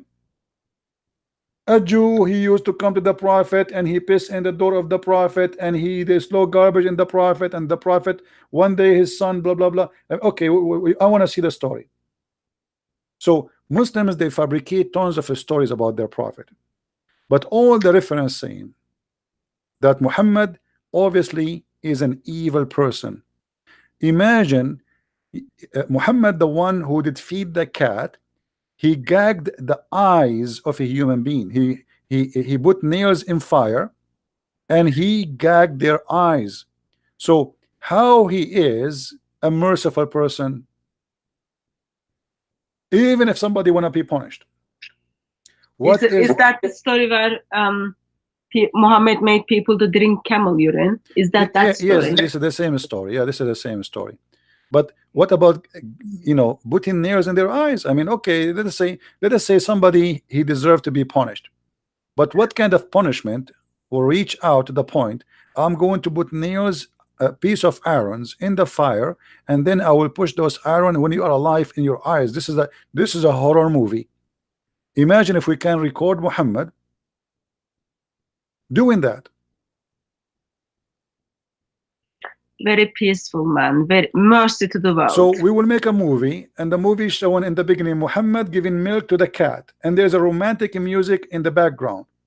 And then in the second part of the movie, the prophet is cutting hands and feet and crucifying people in the cross, and then they bring in nails, he heat it in fire, and he push it inside the eyes of those people when they are alive screaming, and then he let them die slowly. So here we go. This is Muhammad, who he did give milk to the cat. So you know, I believe Hitler, he used to have a cat too. You know, and he burned 6 million Jews, but he have a cat. Okay, I'm changing the topic. So go back to the paradise. I'm curious about paradise. It's not because I want to end up there, because I concern for Muslims who are hoping to end up there. So we do have those virgins. We do have those boys who are like hyper with their sexual desire. They are serving all those wines, yet they're not gonna get drunk. What else do we have in this paradise? What is paradise is offering Muslim women if they ever make to paradise, since they are not clever enough? Muhammad, he promised that Muslim women, there will be 70 time more beauty. But I find that this is very stupid promise, and I will explain in the screen why this is very stupid for those who want to use their brain. Imagine, let me do this in the screen. We have a woman, her name is Fatima. I'm typing in Arabic. Fatima. And then another woman, her name is Khadija. And then another woman, her name is Aisha. All right. So 3 women, and the 3 of them, they are Muslims. The first one, her beauty is 1 compared to the one after it, which means the one after it is twice more pretty, and the one after it is three times more beauty from the first one. Okay.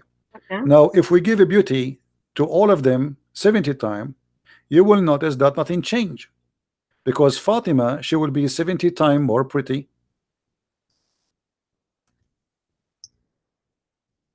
and Khadija will be 140 times more pretty.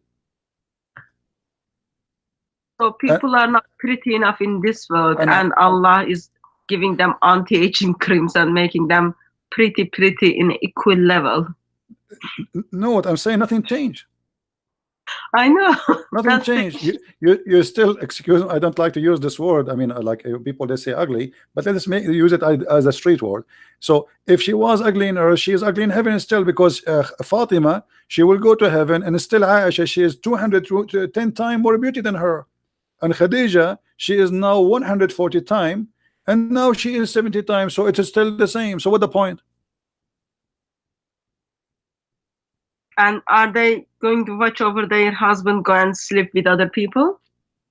Oh yeah, they are Allah will take the jealousy from their heart. So in the heaven, women, they will be like sex toys. They don't have feeling. So this is why they have no jealousy. They don't get jealous. That's not very good at all. Because if you love someone, that you directly become jealous. Those women, they don't love the man. They don't even know the man. They never met the man. But Uh, they will be, weren't they their wives in this world? I'm talking about the like Muslim wife who makes the paradise with their husband. For example, those wife of jihadis. If when jihadi is going to intercede for them, let's say sake of the argument, they make the paradise. What's gonna happen to them? this is what I'm saying. Allah will take the jealousy from those women in the heaven. So the women in the heaven, she will not have any jealousy, even not only the virgins, all women. Actually, this is in the Quran. Let us go to the Quran and find the verse, and we will show the Muslims the translation, which they are their own translation, not our translation. If you go to chapter 7, verse number 43, it says that Allah, He took from their heart all kind of feeling, anything. So in the heaven of Allah, there's nothing will disturb you as a person. No feeling, no jealousy, nothing. Same, same if you go in chapter 15, verse number 74. Like here, the translation is like making it, like translation here, sense of injury. What does that mean? Sense of injury. Sense of injury, like you will not be injured in a sensual way. So in the heaven of Allah, you will be reclining in your bed, and nobody have bad feelings. So there's no jealousy. I'm not sure as a woman if I think that's a good thing. I wouldn't say that's a good thing. If you don't, you see, because Muhammad, what makes human is like it's not about it's a good those thing or feelings. not. I mean, this is a false promise anyway. And Muhammad, he is trying to explain to the followers. Obviously, one of them is asking him, how we will deal with those women. I mean, a lot of women, and I will have sex with all of them. They will be fighting. They will give me headache. So Muhammad, he wanted to make it okay. Don't worry, Allah will take jealousy from their heart, so they will not have any jealousy. So Muhammad always, his promises is a solution of problems human being he suffer from in this earth.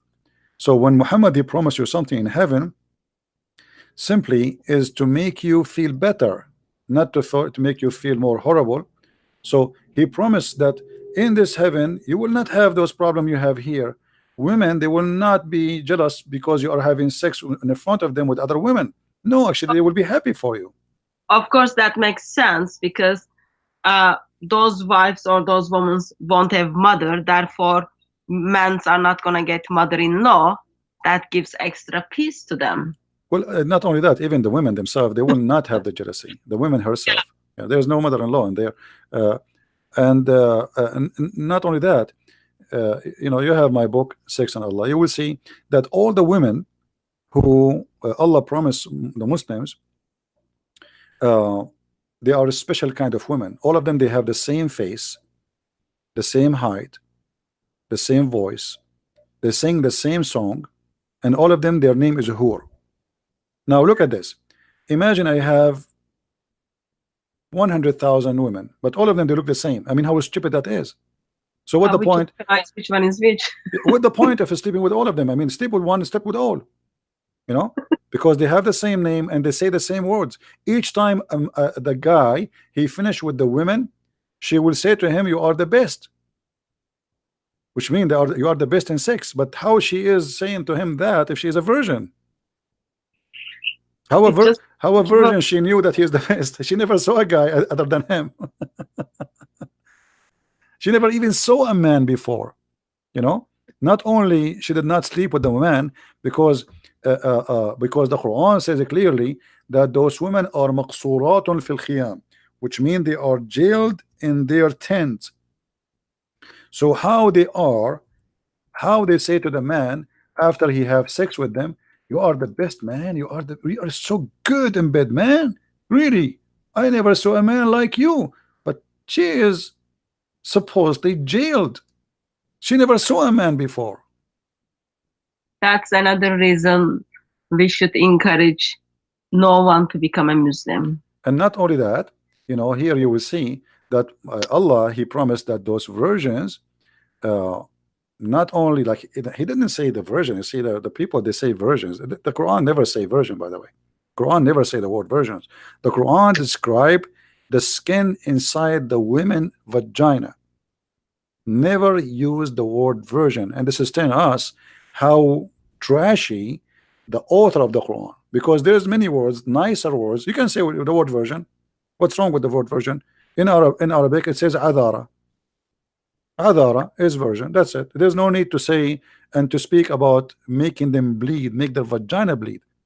So why Muhammad he chose such a statement to say about those women?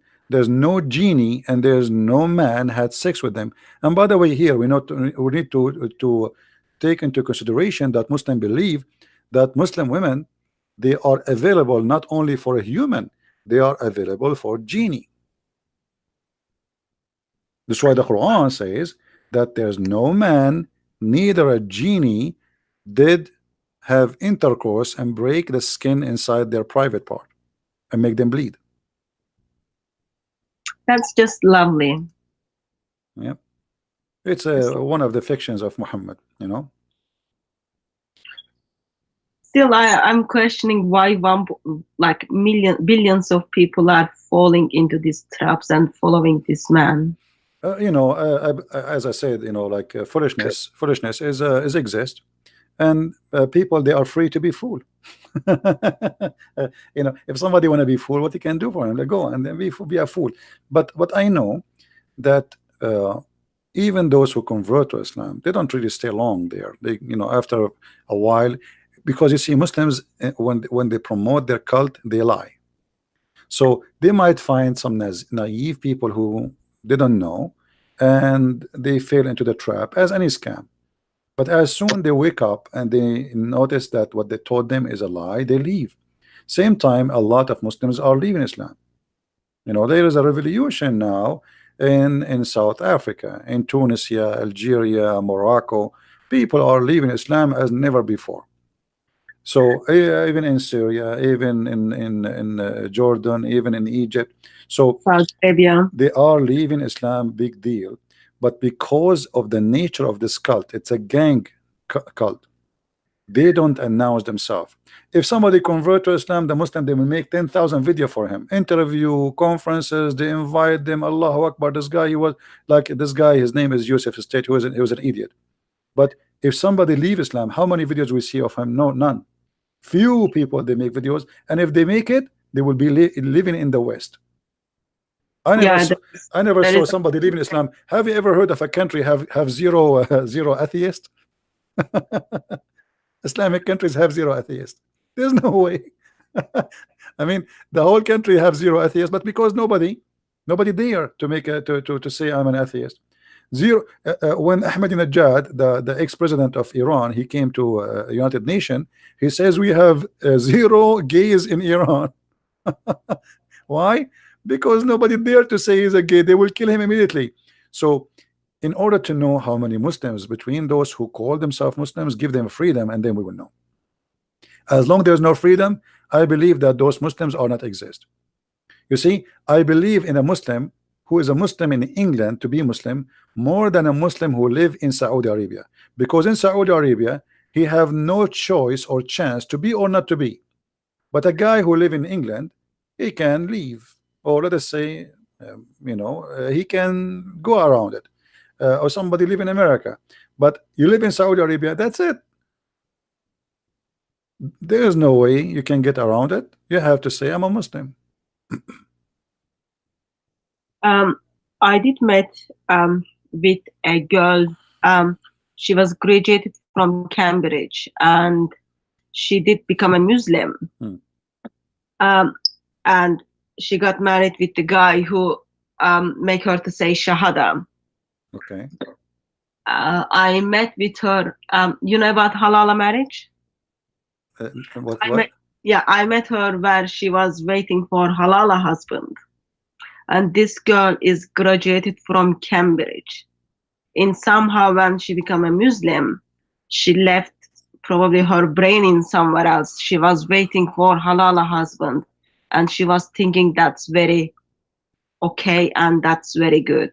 Well, I just thought that was very ugly for someone who a woman she joined a religion or a cult because of a man. She is not really converting. I mean, as soon he leave her, she will change and she will be turned a Hindu if the next guy is a Hindu. So whoever in the bed, I will accept his religion. This is the whole story. But this is not really, I mean, this is not about Cambridge and being a graduate from Cambridge not doesn't make you smart. That's because you are rich mostly, not because you are smart. Still in my mind, I had the idea that they are exercising their brain, but in somehow she didn't even think there was something wrong that for her to go back to her I think she is exercising her brain, and she don't care for the religion. She care for having the man. So her brain is focusing in one direction. It's the same as a guy. He don't care really about dignity. He care about making money. So he work in any kind of business will make money. It doesn't matter, including drugs. So they practice. They have their brain, but it is not important for her to be a Muslim or not. The important is to have the man. So if the man is a target, it doesn't matter what the man is. She will be what the man he want. You know what I mean? I just think it's once a Muslim woman, she was desperately, she said, I will convert to Christianity if you marry me. I said, I will not marry you, first of all. Secondly, if you convert to Christianity because of me, that means you are a liar. You are not a good woman. She said, how is that? I just proved to you that I love you to the point I will convert to Christianity. I said, this is the point. You don't love you in order to have me, you are willing to sell yourself to anything. So if Christianity is not convincing for you, and then still you are willing to change just because you want to have me, that means you are an evil person. You are for sale. Anyone can buy you. So a person who do that, he have no dignity, and he is for sale. And if a woman she want to change, or a man he change his belief just for the sake of having a woman or a man, that means this person have no dignity and not trustworthy. Tomorrow she will love different man and she will change her religion. It's just double ugly. It's just double ugly. Another general knowledge question. So let's say we don't have something called hadith. We've got what Islam is only represented by Quran itself. And what are the verses you would keep within the Quran and get rid of the rest to make Quran more logical? That is maybe the hardest question ever I got in my life. There's no a single chapter in the Quran is logical. Starting from the first chapter Muhammad received to the last chapter he have. So what is logical? I mean, have you ever heard of, I will give you an example. I will give you something simple, not complicated. When Muhammad he says, today I choose for you Islam as a religion. What was that day? If you go in the Quran, you will see chapter 5 verse number 3. Muhammad, he says to them, you cannot eat this, you cannot eat that, you cannot eat pork, you cannot eat etc. And it's like saying you can eat falafel, you cannot eat pork, you can eat chicken, you cannot eat ham, you cannot etc. And then suddenly, after saying all those about food, suddenly he says, today I completed my favor upon you. Choose Islam as a religion for you. Okay, hold on. Today Islam completed because you said to us you can eat a chicken, you cannot eat pork. So what is the rest of the Quran? This is chapter 5, verse number 3. We have almost the whole Quran after. But today Quran, Islam is perfected. And how it's perfected? Because Muhammad, he said to me, you cannot eat pork. I mean, how serious that is. So how the Quran, how Islam can make sense? And this is a sentence, if it exists, it should be the last sentence in the Quran. The last thing, a person, he is like Jesus in the cross, he says it's completed. That's it, it's done. Muhammad here saying, this day, not tomorrow, this day, that's it. He's talking about the time. I have perfected for you your religion, completed my favor upon you, and have chosen for you Islam as a religion. So what is the rest of the Quran? So when you say to me, what is in the Quran makes sense? That is the hardest question for me, because nothing in the Quran makes sense. If we ask a Muslim, why in the Quran it's forbidden for you to eat pork, he do not know. I changed the Muslim to tell me why. That's it. Quran says don't eat pork, but there's no explanation. Why I cannot eat this? Why I cannot eat that? No explanation. Not even the Hadith. Why there's no I cannot have fun? Why I cannot play music? Why I cannot play football? Even football in Islam is haram, by the way. Muslim today, they are not Muslims, they are fake Muslims. Everything they do today is haram.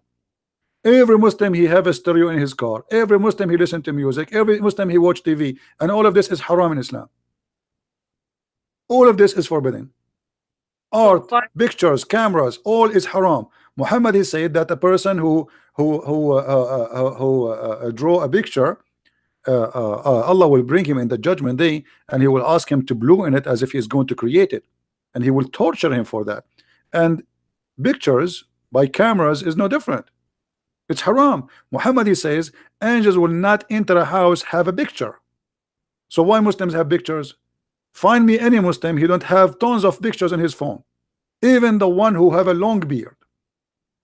If pictures is haram, how Muslims they have pictures? And why they have it?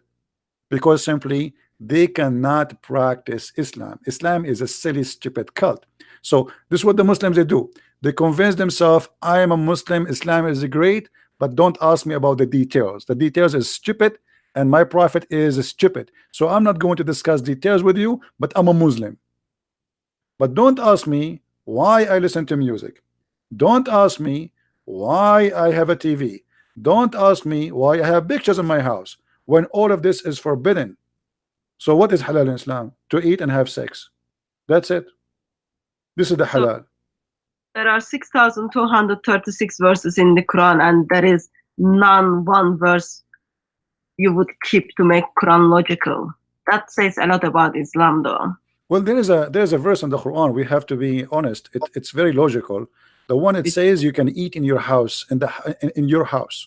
I mean, look how silly this cult is. Have you ever heard of a God? He needed to come with verses saying to its followers, by the way, you are allowed, if you are blind, if you are lame, if you cannot walk straight, you are allowed to eat in your house. And even if you are not sick or blind or lame, you can still in your house.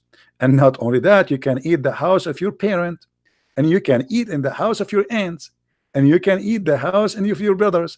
I mean, have you ever heard of a silly, stupid cult like this before? So this is a God. Obviously, he have nothing to do. He want to talk, you know, like there is some people when they get so old, and you know they lose their control of their mind. And with my respect to the old, by the way, I'm not making fun of them, but this is something happened. So when you became your life boring and you wanna occupy your life, so you start talking, even if your talk does not make sense.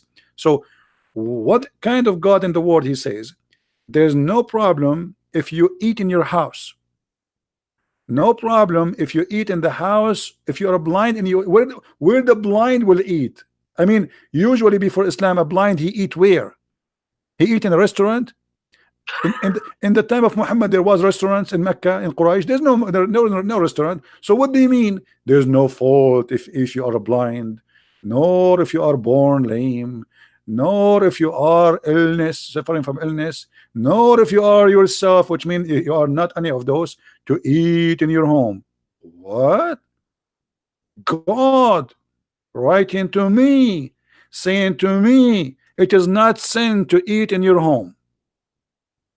So he's giving you permission to eat in your home. So where usually we used to eat? In the house of the neighbor.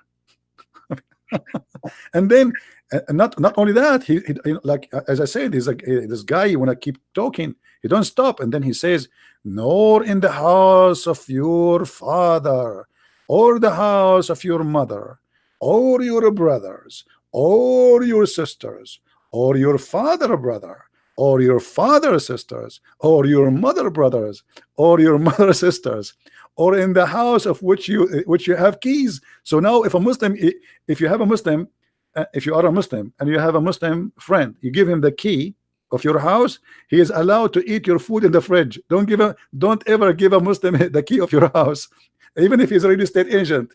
According to the Quran, a real estate agent, he is a Muslim, he will eat your food as long as he have the keys, as you see. And then any house, it's in your possession, and or in the house of a sincere friend of yours, there is no blame on you. And then actually it says there is no sin of you if you eat alone or separately. Alone. So when you talk about logical and wisdom, I find the Quran, I mean, the most hilarious comedy book. The Quran made the baby is sperm and became a congealed blood, and then women, they have a sperm coming from their breast, and men, they have a sperm coming from their backbone, and the sun set in the murky water, and the sun rise from a certain place, and there's a people, it's called Gog and Magog, and yet we cannot find them, and they are, every one of them, he will live before he die, he will give birth to a 1,000 Gog and Magog, which means those Gog and Magog, if we are now 7 or 8 billions, they should be maybe trillions by numbers, but yet we cannot find one of them. It's like the Bigfoot in America. So when you say to me what is logical in Islam, I say the only logical is to believe that stupidity is exist, and we have to accept the fact that as long there is stupidity, always there will be stupid, and that is Islam. So that's the miracle of Islam as well. No, there's other miracle. The other miracle is that's miracle, like to make someone believe in stupidity. You know. Yeah, that makes sense. Yet it is miracle of Islam. What is the funniest verse of the Quran, you think? Is the Surah 2461 is the funniest one, or do you have anything? Depend in the topic, you know, depend in the topic, like what the topic is about. Is if it's about something silly, yeah, this is very silly and etc. But if you want something let us say more silly, when it's about logic, is it chapter 3 verse number 65. Let's look at that one. This one, it says, Allah supposedly is talking, not Muhammad, as usual.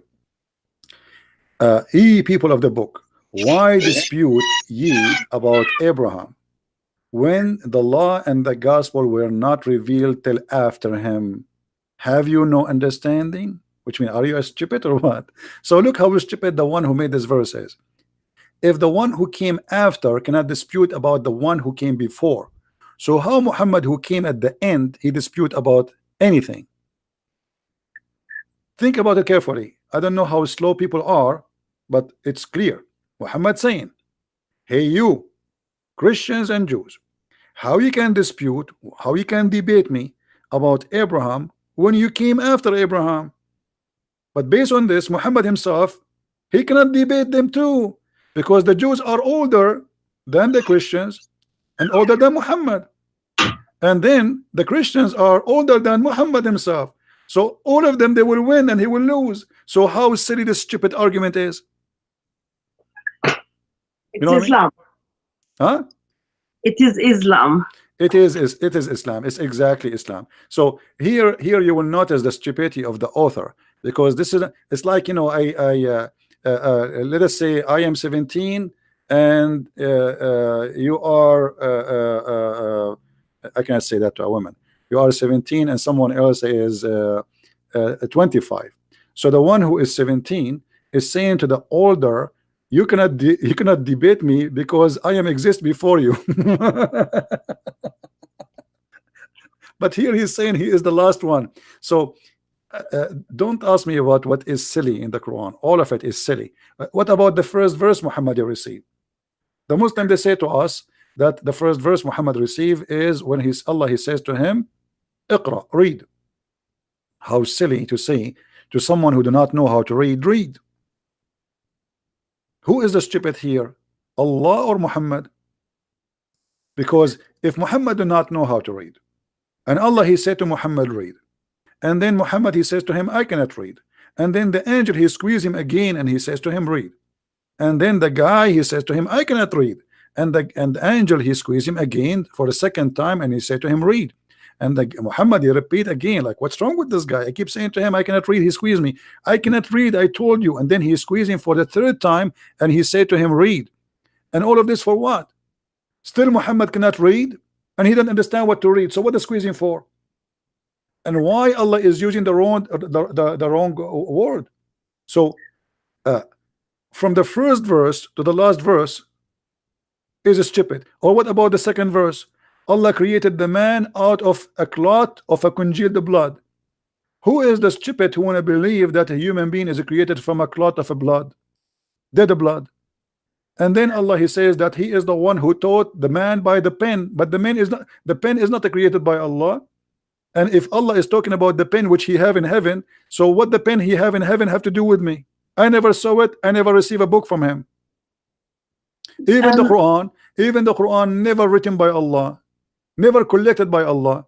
It was collected by a guy, his name was Uthman, and he burned all the other Quran. So where is the pen of Allah and what this is about?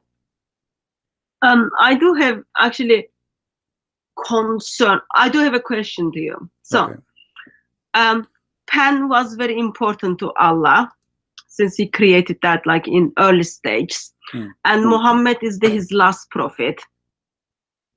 And Allah dealt with Muhammad for 23 years through angel Gabriel. What do you think reason that Muhammad didn't even bother to learn how to read and write? What was he busy with? You see, first of all, the Muslims, when I debate Muslims, I debate them about their belief. But my belief is different. I believe that Muhammad, he knew how to write, how to read. But as long as this is what they believe, I have to go with it. If you go in the Quran, just to show you how ignorant the Muslims, we are the Christians, we teach them Islam. The Quran never said that Muhammad did not know how to read.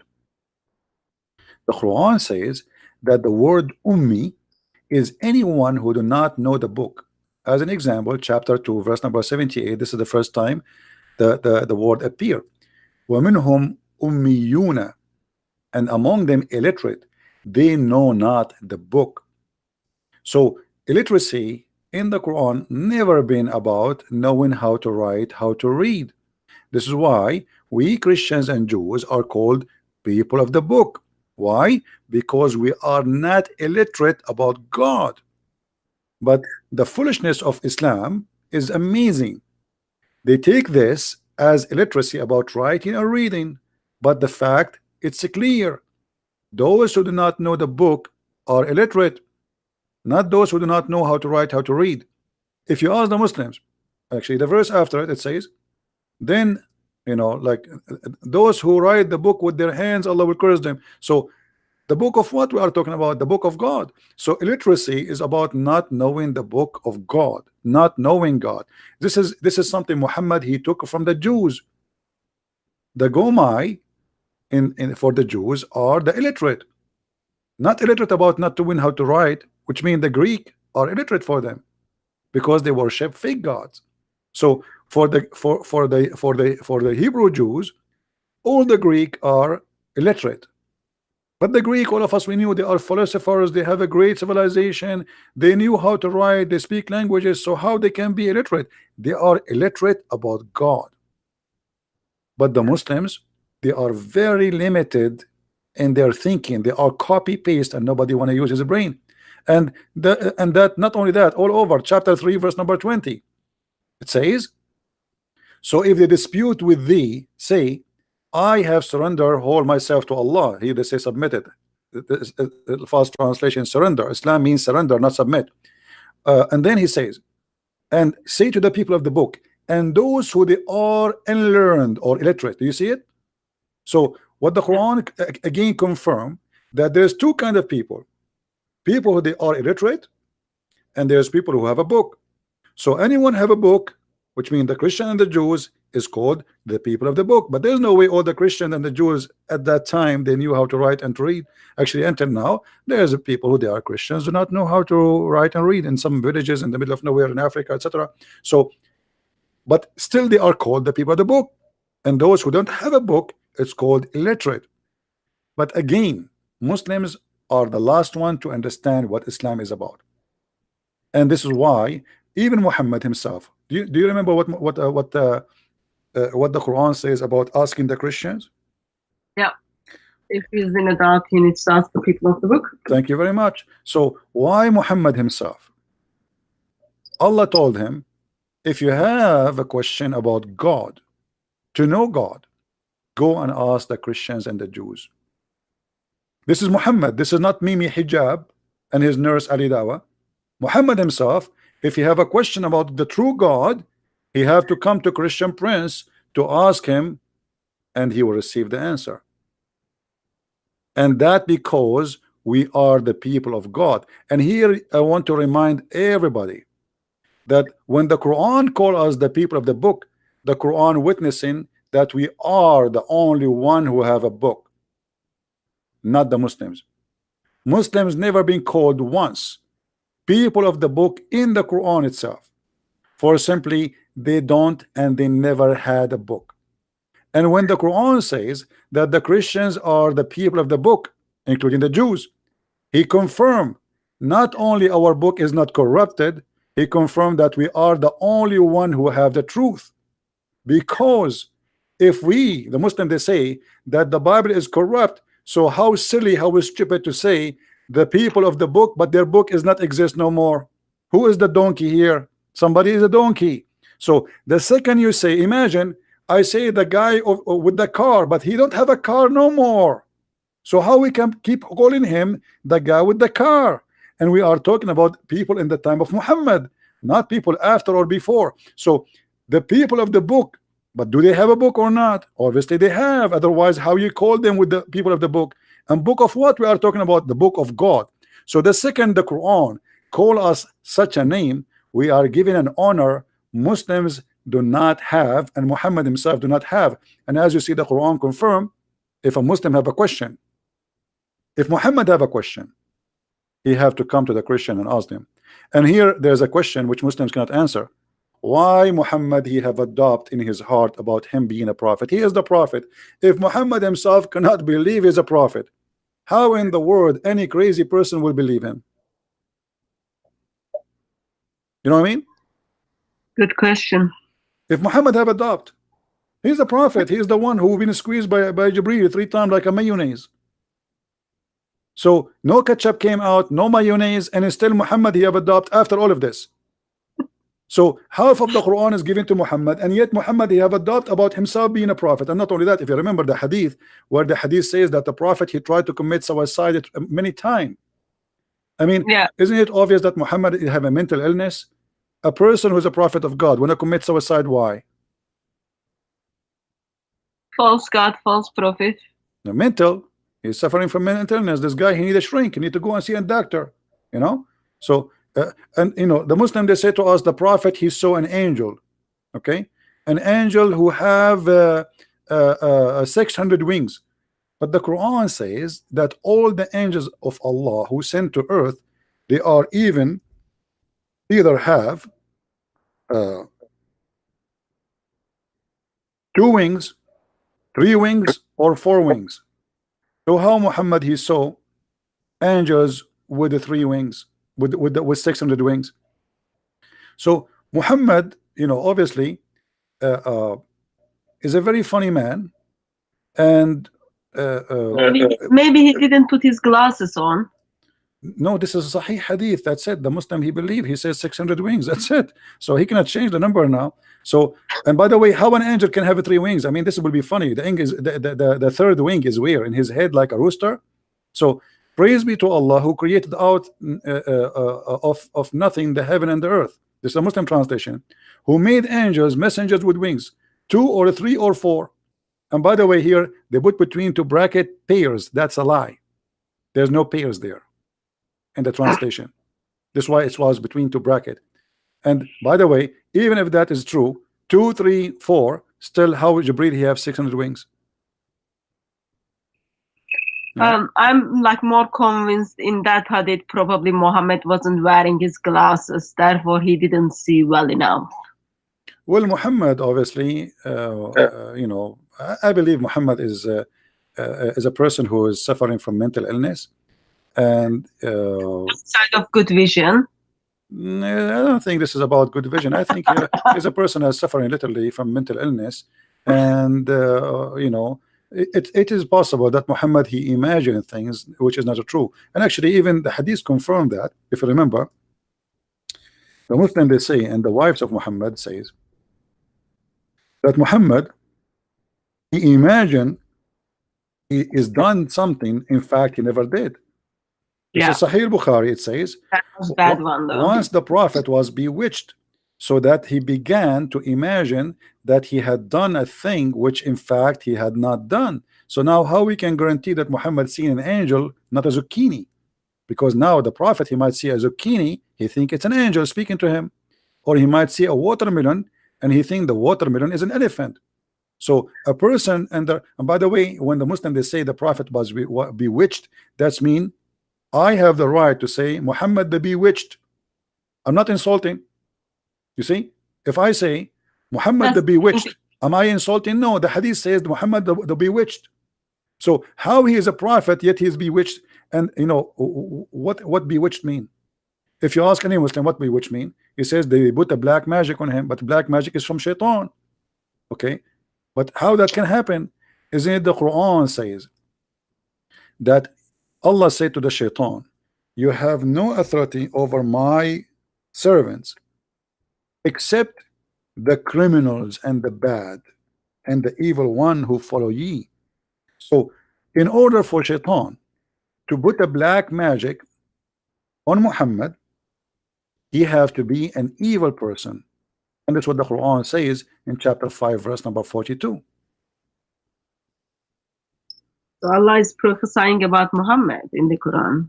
No, Muhammad, Allah is not prophesying. This is Muhammad getting himself busted. Yeah, like he's just like telling, I'm now going to describe you about myself. Well, you see here, if shaitan have no authority over any Muslim, not only Muhammad, even normal Muslim, except the one who follow thee. So here, for Muhammad to be under black magic, he have to be following thee, which means shaitan. Otherwise, shaitan have no authority over him.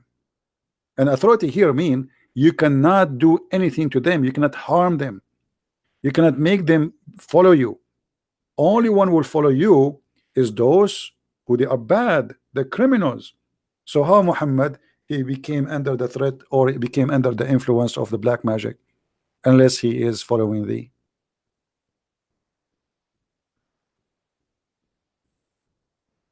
It is sad. Like it just like as I hear more, as I see more, it just helps me to see how much this breaks heart of God, because there are billions of people are not aware of those things, or they're leaving their brain in somewhere, and they messed up in this ideology. It is very sad for mankind. It is Well, very sad. mankind everybody will face the consequence of his belief at the end of the day. Even Shaitan in Islam, by the way, Shaitan is a Muslim. I don't know if you know that. Shaitan, yeah, Shaitan is a Muslim and he is a good guy actually. The same chapter we're reading from, chapter 15, verse number 39. Iblis, he said to Allah, because you put me in the wrong, because you made me do wrong, because aghwaytani, actually aghwaytani is not even make me do wrong, it's about you deceive me and you did lie to me. So Allah is the one who did deceive Shaitan. So Shaitan is a victim, and this is why you see Muhammad, I don't know if you know the hadith about Muhammad speaking about Adam and Moses are debating. Ah, yes. Okay. Yeah, it like I come to something which I was predestined. Yeah. Right. So it's a predestiny. That means Shaitan himself, the plan of Shaitan is a predestiny too. Because Shaitan here is just doing the plan of Allah. Allah, he made a destiny before he created Adam that he should be deceived. And Adam, he is saying, are you blaming me? Are you blaming me for an action which Allah had written in my fate 40 years before my creation? What does that mean? What exactly happened there? Shaitan supposedly he whispered into Adam and Eve and he deceived them. But that's mean not only we cannot blame Adam, we cannot blame Shaitan. For this is the plan of Allah. He wrote in the beginning, I will send Shaitan to deceive Adam. Adam will become a victim. Then I kick Adam out of heaven, for he is being deceived. And Adam here saying, you cannot blame me for that because this is a destiny Allah he made for me even 40 years before my creation. Which mean, and Muhammad he agree that Adam was the winner of the debate. So which mean at the end of the day, Shaitan himself and Adam are victims of the games of Allah. The bad person here is Allah, not Shaitan, not Adam. So Allah did something which he's very good at, deceiving. This is why my book is the first book I made. It's called The Deception of Allah, because all of this religion is about deceiving. So why? And by the way, here there's something no Muslim can answer us. This is Musa. Musa's arguing with Adam, saying to him, because of you we are out of heaven. That's mean he is a Christian. He believes in Christianity, not a Muslim as they claim. Because that's mean Musa's believe in the original sin, that because of Adam we are out of heaven. So now Musa is dead. How he is a prophet of God, but yet the Muslim Musas I'm talking about, he do not understand the original sin yet. After he die, he have a debate with Adam and he lost the debate. So imagine you have a prophet of God, we ask him, do you believe in the original sin, Musa's? Musa's he answered, Habibi, yes Habibi, I believe in the original sin, Habibi. And then Musa's, aren't you Muslim, Habibi? Musa's, he says, yes, I'm a Muslim, but Musa's, the Muslim don't believe in the original sin. So how you believe in this, Musa's? So when the Muslim they say to us Musa's was a Muslim, that is a stupid thing, because here we go, even original sin is an idea which Musa's believe in, and this is after he died. And by the way, when Musa's he met with Adam, any Muslim can explain to us? Maybe they went like to the Caribbean islands in a cruise together. Adam and Musa's are dead. Probably they got free tickets, end up in Las Vegas, and then they had their chit chat, and then chit chat turned to be debate, and sadly one of them lost the debate. Yeah. Well, what we can say, stupidity. But anyway, I'm so glad that Muhammad is so foolish, because that will help us to expose his foolishness. It's going to be hard or harder on us if he's a smart person. So I'm so grateful that he is who he is and he keep talking. This guy, he cannot keep his mouth shut, and because of that, he is helping us. So I am so happy that the Muslim they have the hadith, and I'm so happy that they preserve the Quran, even the rest of it, because if you remember the Quran, Omar he said that the Quran was 1,000 letter and 27,000 letter. and what is left today is not even 25 to 30% of the Quran. The hadith says that even the goat ate the Quran. However, we are so happy that the Muslims were able to preserve whatever left of it, so we can love together at such a belief. It's a comedy. It's a comedy. It's silly. It's stupid. And not only that, I will show you one more comedy about shaitan. Okay. You know that Muhammad, he said that shaitan, he command him. Yeah. Okay.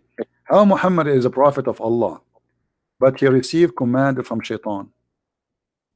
That's why he's prophet of Allah. And he received command to do good. This is a good shaitan? Muslims? This is Sahih Muslim, hadith number 2814a. Your prophet saying that the devil, huh? The companion of Allah Messenger, the devil, this is not just a genie, by the way. This is not a genie. This is because the devil is a genie, but not every genie is a devil. This is why your translation saying the devil. Do you see it? So this is the shaitan. He is commanding your prophet to do good. Question: your prophet received command from Allah or from the devil? That's only Allah knows, I guess. Allah knows best. Well, it says in front of us, it says he does not command me but for good. So Muhammad, he obeyed shaitan, but he claimed that the shaitan is a good shaitan. I never heard of a good shaitan. If you ever met one, let's say hi to him. That, in world of Islam, you do have a lot. Yeah. So it's a silly. I mean, just read and you will laugh. And Muhammad, he confirmed that this is shaitan. Even Aisha, she said to him, your shaitan, he come to you, huh? And by the way, when Aisha, she said to Muhammad, your shaitan, when Muhammad, he said to Aisha, your shaitan come to you, this is a wife trying to play with the hair of Muhammad. And Muhammad, yet he says to her, did your shaitan come to you? Why is that? Why if a wife, she want to play with the hair of the husband, shaitan is accused? Don't you see, Muslim, that there's something wrong with this man? Because it's a lawful for a woman to touch her husband. It is lawful for the man to touch his wife. So why shaitan is behind the touch of Aisha? Obviously Muhammad, he say things which is not right, because this is Allah. Allah, he put a desire in her heart, supposedly. Isn't Muslim, they say that Allah, he made Aisha in love with Muhammad? So now Aisha, she tried to touch Muhammad. That is shaitan who is trying to make her do that. How so? Well, we have Satan, which even comes between husband and wife within marriage. That's not very safe marriage, isn't it? Yeah, and shaitan, he round himself around the penis of the man if you don't say a prayer before he have intercourse. What a crazy Good for religion. Muslims. Good for Muslims. All right. Anything else, sister? No. What time do you want to go? Well, I don't know. It's getting late for you, isn't it? Oh no, I've got time until 3. It's just after 12. All right. So, but it's up to you. So you are the guest. I don't know. Do you have more questions? Look like you have a lot of questions. Okay. Look like you have a lot of questions. Okay. No, like when we find a brother who has knowledge and who is willing to share, we are here to learn. We are here to make use of it. Well, I'm happy to share, and for me, I do my best, and all of us, we are a student in this life, and we learn. Learning is a process, never end. And the one who think that he knows everything, he's a fool. So, but we as a Christians been ordered in the Bible to read the books, and we have to be anti-ignorance. Ignorance is our enemy. That's what the Bible says. So, and we are not against Muslims, by the way. For me, I really I feel for them, I care for them, and actually this is why we are here trying to save them. It is the Islam which is dangerous Yeah, for it mankind, not the Muslims. yeah, we are, you know, even Jesus himself, he said, I came for the sick, not for the healthy, you know. So we as a Christians, we should always care for the Muslims and don't think about them as enemies. I know that Muslims believe in us as enemies, but we should not go down to their level, because that will make Shaitan or Satan the winner. If I take the Muslim as an enemy and the Muslim already taking me as an enemy, who is the only winner here? Satan. And then we start killing each other. So we as a Christians, we should not allow hate, we should not allow violence, and we are talking against Islam. We are not talking about against Muslims. Muslims are victims of a cult and they need our help. So Yeah. when somebody have an injury, be Christian and help him. That's what Christianity is about. You don't make fun of the injured, you help him. And here we are not here to make fun of a person. We are not talking about a person, we are talking about a religion. We are making fun of the devil himself, who try to fool people, make them believe in stupid things. So our enemy is the devil. And if you are a Muslim and you are listening, you should join me, not to be against me. And if we are wrong, show us that we are wrong. But don't take the order of the devil and use violence.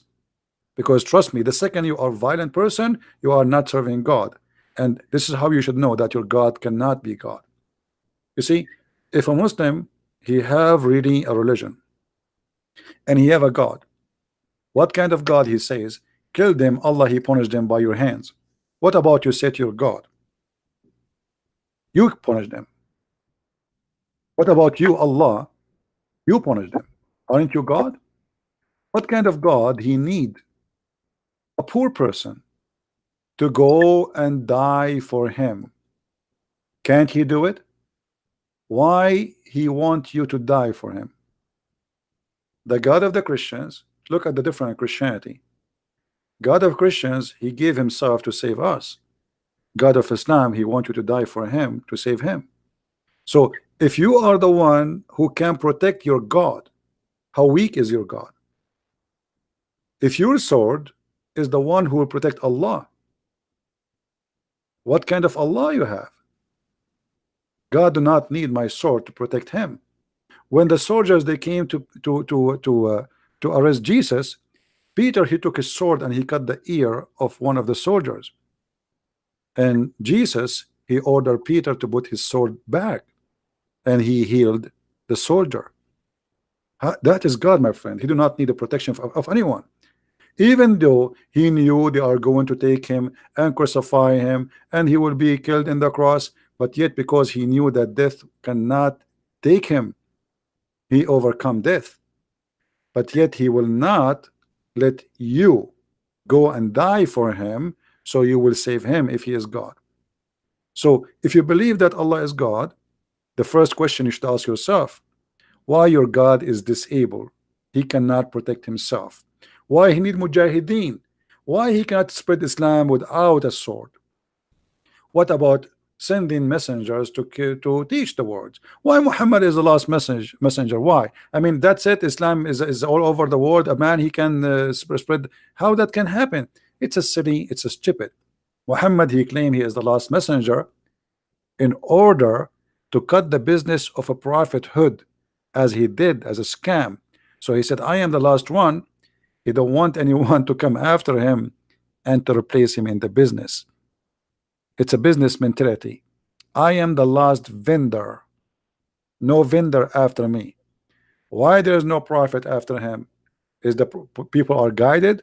No, people are lost today, people are lost tomorrow, and people will be lost even at the judgment day. There's people who they are guided, there's people they will be lost.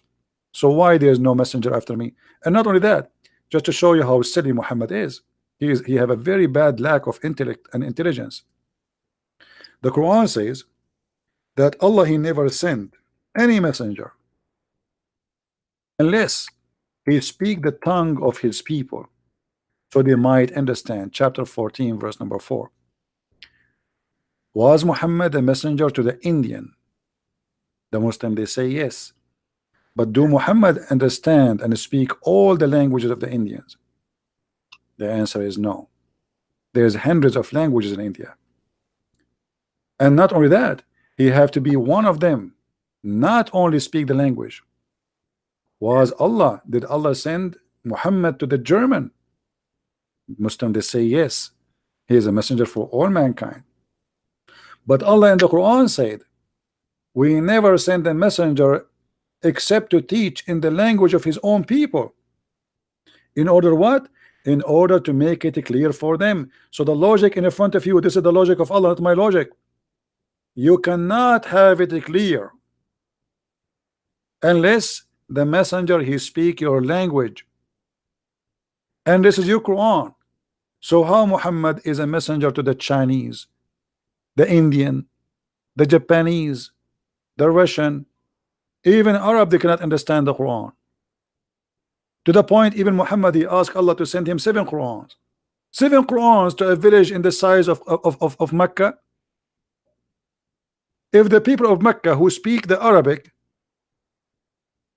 they cannot understand the Quran unless they have it in 7 Quran. How a person like Zakir Naik, he understand the Quran? Brother Thatab, it's very clear that in Islam we have no women to the Prophet, and the reason for that because Allah is do. I mean, this guy, he is going to teach you Islam. If the Muslim scholars who speak Arabic, they say Allah knows best what he meant. Even those who speak Arabic, they are born. I am a person, I am an Arab. Arabic is my first language, and I suffer strongly to understand what this stupid Quran is saying. So how a guy like Zakir Naik, he can explain the Quran for you? Ahmed Didat, he don't speak Arabic. Zakir Naik, he don't speak Arabic. Shabir Ali don't speak Arabic, but yet they want to explain the Quran for us. And the Quran saying that in order to understand, you have to know the language.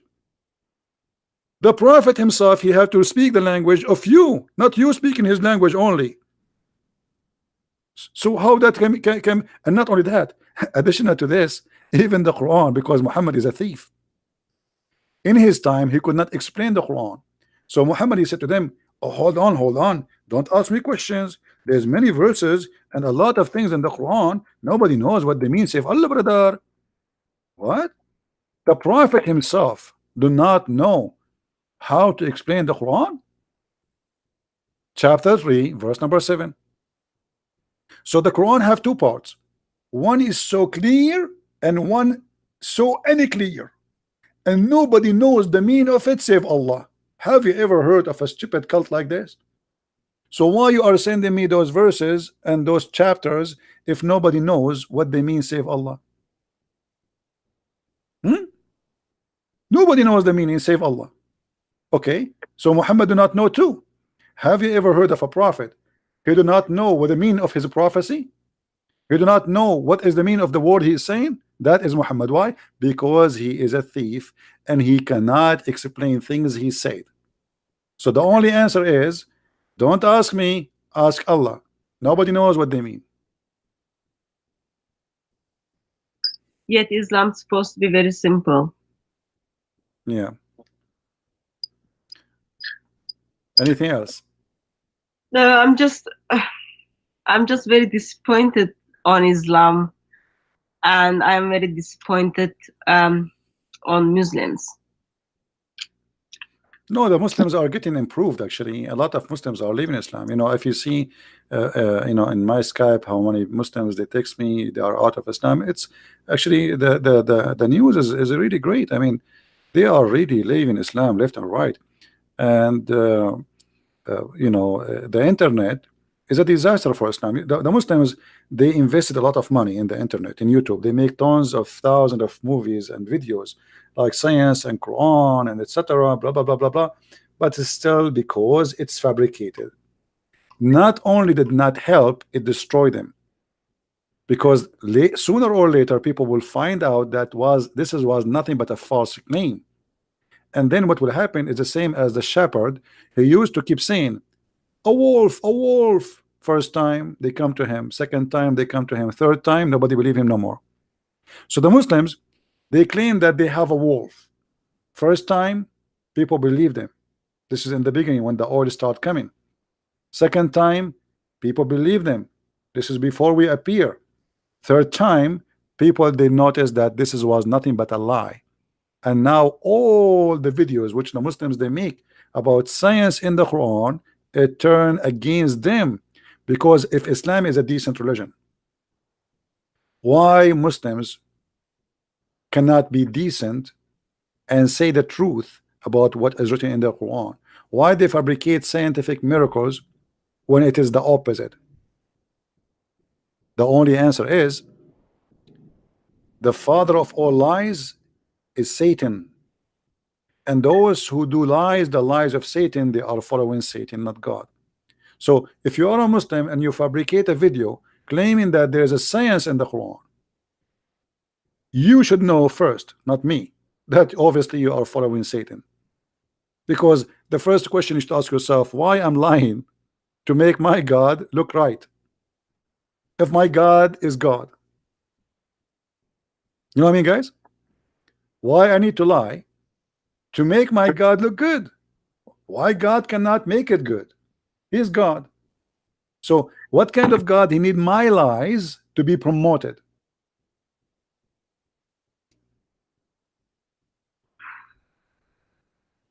Ines, just let me know when you want to go. Well, I think we have enough for today. We have Is a that- lot. We have a lot of that- information, isn't it? Isn't it enough for today? I mean, Well, you got awesome and by the brain way, and and by the way, sharing if is you want, caring. you can take the video from my channel, so Yeah. you can have two videos, because now maybe people did not read clearly in your screen, so you can download the video and post it in your channel too. Yeah, thank you. Yeah. Sorry, in my culture, I can't just kick out the guests. So you need to tell me when you want to go. Oh, well, I'm going to go, and I will let you with your friends if you want to continue talking with them. But I'm so glad, sister, that I spoke to you. I saw your videos many times, and I encourage you, and we support you and all the team you work with. They are wonderful, and you are wonderful too. And I hope people will support your channel. Actually, I put a video, a link, guys. I put a link under my video for our sister and their team. She don't work alone. She have what is the name of the the team with you? DCCI Ministries, Defend Christ, Critic Yeah, Islam. but who is the guys who work with you? So I've got brother called Daniel, brother called Godwin, and we do have a brother called King. We've got like lots of people who are also behind the cameras or Correct. behind the Well, cameras. God bless them, and I encourage all the people to support that channel. And as you see, the link is under my video. So if you like, you can click and you can subscribe. And guys, subscribing doesn't cost you money. Those people they need and they deserve your support. They go, they stand, and they fight for the truth. So they are not fighting for themselves. They are fighting for the truth. They are working, they are serving, and they are doing the good work, which many people don't do because they are lazy. So if those people you don't support them, you will support who? So And before you go, yes, so it took lots of time for me to harass you and have you here, and we noticed that you are a man, as a Christian man who keeps his promises. Can we have you back? I don't promise. Why not? I don't promise, but you are welcome. You are welcome to call me anytime I am on air, and you can ask me the questions you want. So you can't say that, because once I got message, one of the Muslim from Speakers Gonna Wear in your show, Okay. and I came to listen, and I was gonna call you like maybe a minute before. You simply said, Christians don't call me, so I couldn't call you. No. You see, there's people who they are like they consider them as missionaries. Then they can call, but you can text me and say, can I call?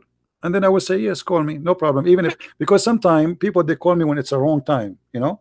So and most of the time I want to talk to Muslims, but now we change the way we are doing things, because we don't want just the kids to call us. We want someone who claim to be professional, sheikh, scholar to call me. So Yeah. text me if I am live on air and ask, can I call? and I will answer you says either yes or no. Thank you. All right. And let me express once again, I am very grateful that after harassing you for a long time, you were able to share some of the informations you have. I am sure that was only 0.0001, but maybe not even 0.0001, but I am sure we will make use of it. And I am sure by God's grace, we will use it for the kingdom. Amen to that. And can I encourage also you to do like volume 3, 4 of Allah and Sex. It is very good material for Muslims, and it is helpful for Christians to rescue Muslims from Islam. Well, I'm working now in 3 books at the same time, so we will see. I mean, when I have time, I will. We will see. Because if I want to make a volume number 3, then I have to make volume number 4, because sex in Islam is like cannot be covered by a million volume. The whole religion is about sex. So there I made it what is enough to prove a point. Yeah. And there's tons of reference. I mean, my books is not really just a book. It's a library of reference. Everything is there, nothing of my own. And I Yeah. make it in a very simple way to understand. Oh, well, it doesn't, in that case, it doesn't have to be volume 3 or 4. Anything you write there, I am sure you write up, I am sure it will be useful for the kingdom. I'm doing my best, sister. Thank you very much. And once again, thanks for joining us. May Lord bless you and keep you safe, and give you a little bit more compassionate for Christians mainly. You are handling Muslims well, but for Christians. And I'll be in touch with you through probably Skype. All right, sister. Take care, and say hello, and God bless to all your team with you. Thank you. Take care. Thank you. Bye-bye. Bye-bye.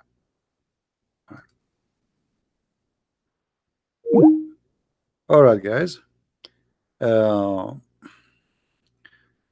Great people.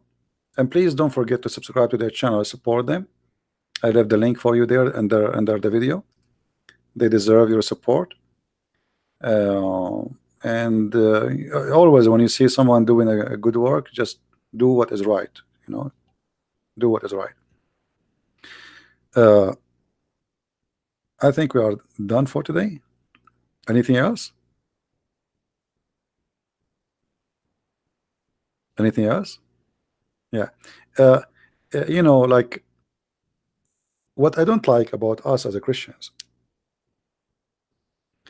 if a Muslim doing what those guys doing, you will find that in less than 10 days he will have 10,000 subscribers.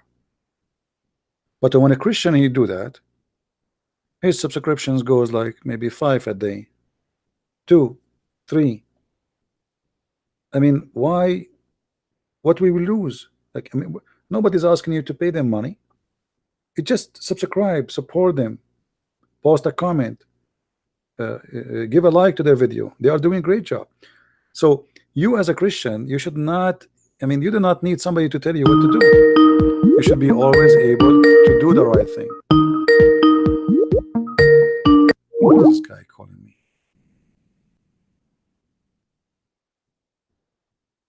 Don't call me without permission, otherwise I'll block you. All right?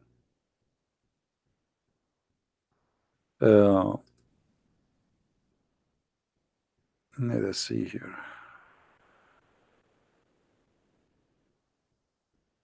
Yeah. Anyway,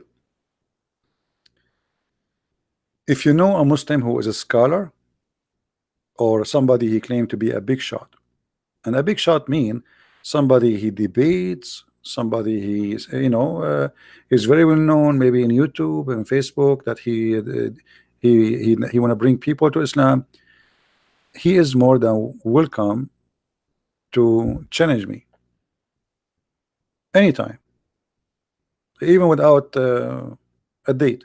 All what you need to do, he posts in his Facebook, and don't give me and don't send me link of Facebook of a kid he posts in Facebook, I want to debate a Christian prince. The admins in the chat, they are not listening. When I say post in your Facebook and we will verify who you are, we are talking about verifying that he is someone qualified to talk to me, not a kid. All right, we have enough of kids. So when somebody want to debate me, there's two things we need to check out. The reason we say Facebook, if he is in a Facebook, he will have tens of thousands of people following him, debate videos, etc. Then okay, post there. He want to debate me, post your link for us. I check it out. You are legitimate, you are real, and you know your religion. Then you are welcome. But a kid, he made a Facebook page. Who is this guy? Hello? Hello? Hello? Yes? Hello? Yes, how can I help you? Hello, Christian Prince. Yes, my friend, how I can help you? I am from Indonesia. My name is Aditya. Okay. You are live on air. What do you want to say to us, my friend? I'm always watch your video, and I'm say thank you for your video. All right. I'm happy you like them, and I'm happy to see people from Indonesia learning from them. Yes, but I may have request from you for you. All right. Can you make video about the Messiah in Old Testament? The Messiah in the Old Testament. Al-Masih. Okay. In the Old Testament. All right. Yes, it's for Jews because we know Jews don't believe Al-Masih. No, you are wrong. The Jews, they believe in the Messiah. Who said they don't? The Jews today, they are the few who left. They did not believe, but the majority of the Jews already they became Christians. You know, isn't it all the apostles of Jesus are Jews? Right? Yes, All the apostles of Jesus, no. reject. So it's wrong to say the Jews don't believe. Those are the one the left, they are the minority. The majority already they became a Christian. This is why after 2,000 years after Jesus, still we have less than maybe 25-30 million Jews. Why? Because the majority they became Christians. So people wrongly think the Jews still do not believe in Jesus. Those are the minority, few of them don't. All right, and not only that, actually they are coming to Christ. I mean, I predict that Israel in maybe in 30-40 years from now, the majority will become a Christian nation. It's not going to be a Jewish nation no more. Okay. Right. Yeah. But anyway, I will explain maybe in the coming video when I go live on air about things in the Old Testament about Jesus. No problem. Yes, thank you. Because I have a Jewish friend and they not believe Jesus is Al-Masih. Yeah, he's a Jewish from where? From Indonesia? Yes, in North Sulawesi. I'm Christian and but always discuss with Jesus. Why you not believe Jesus is Al-Masih? Yeah, my friend, he is not a Jew. Those are people. You know, he's an Asian person, right? Yes. Okay, how an Asian can be a Jew? I mean, this guy is being silly now, because a Jew is not just a religion. The Jews are two things in the same time. It is an ethnic and religion at the same time. So to be a Jew, to be a Jew, the word Jew actually is about being from a tribe. So how this guy is an Asian, and I saw that in the Philippines too. Somebody he think he's a Jew. I mean, they are fooling you and making you believe now that you are a Jew. You are not a Jew, and you cannot be a Jew. A Jew is somebody is born of a mother. She is a Jewish woman, and she is from the tribes of the children of Abraham. So how somebody is from Asia, he convinced himself he's a Jew? He's being silly. So what about he debate himself first about how he became a Jew and he's an Asian? Can you become a Jew? Can I convert to Judaism? You cannot. Judaism is not a convert religion. You cannot convert to be a Jew. You know what I mean? Oh yeah. So yes, I know. This guy, before he's trying to debate you about the Messiah, ask him how you became a Jew. You are an Asian. He must be very silly, and he is suffering from lack of knowledge. Ask him, do you know even what a Jew mean? What a Jew mean? Is that somebody just believe in Moses? No. To be a Jew, you have to be from the nation of the Jews. You have to be from the Hebrew. You have to be from the people who crossed the sea. You have to be from the children of Isaac. Are you from the children of Isaac? Isaac is a Middle Eastern. Are you? You know what I mean?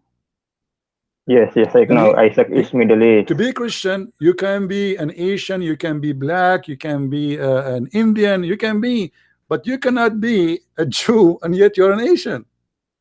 It's obvious. It's a lie. Yeah, yes, Christian Prince. But Right. I just want answer from the Jews. No problem. And see, the Jews, they always rejected Christian belief. No problem. No, just what I'm saying to you, the Jews don't really reject the Christian belief. The majority of them, they are Christians, and they call themselves Messianic Jews. Messianic Jews. Yes. There's a lot of, most of the Jews already are Christians. All the apostle of Jesus, they are Jews. So wrongly people think that the Jews rejected Jesus. It's not true. The fact we, including me and you, we learned about Jesus from the Jews. It is the Jews who taught us about Jesus. Yes, from Al Hawariyun. No, this is a stupid name in the Quran. We don't believe in it. Yeah. Anything else, my friend? No. Yeah. And next time, before you call me, please ask me if you can call. Don't just call me right away, because sometimes it might disturb my topic. Just ask me before you call, so I will let you. I'm sorry, Christian Prince. No problem, my friend. Take care and say hello to all the people of Indonesia, and I love you all. All right? Okay, thank you. Okay, take care.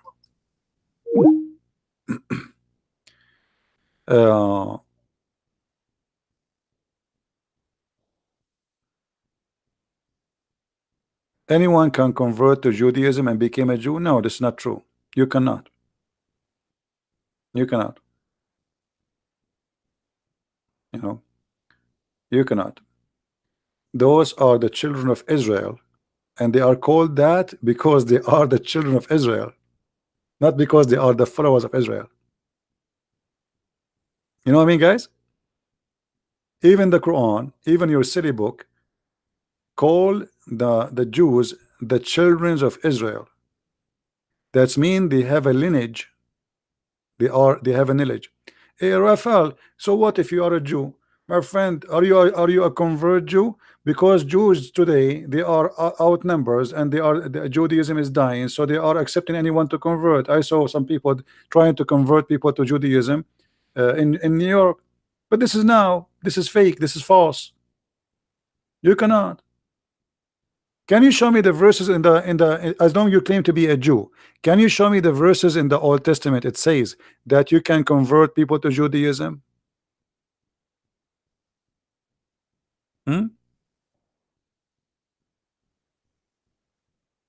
What do you say?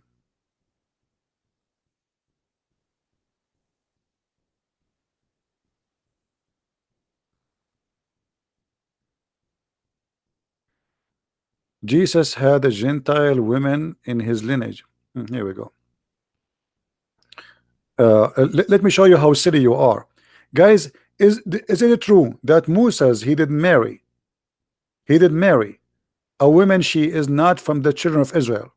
Just to show you how stupid those who claim to be Jews in front of us here. Is it true that Moses he did marry a woman she is not from the children of Israel, and he have a children from her? Yes or no? So based on your talk, all the children of Moses are not Jews.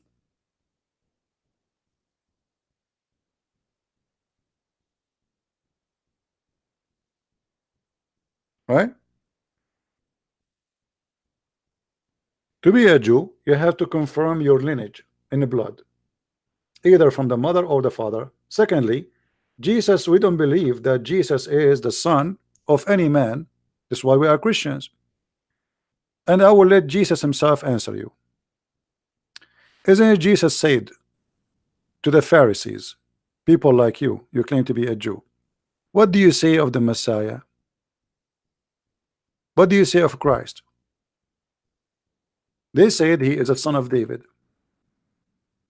Right? He said, well, if he is the son of David, then how David called him Jehovah? Hmm? And this is in the Old Testament. How David called him? How the Jews call how sorry, David, he called the Messiah Jehovah. So obviously you don't even know what is written in your book. And when you debated, or your grandfather, if you are claiming to be who you are, they have an argument with Jesus, they could not answer him. How you say he is a son of David, yet David called him my God?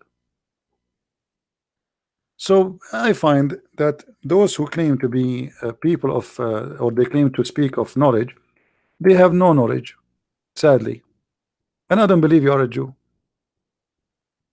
What about you give me a call? You want to call me? Do you like to call me, my friend?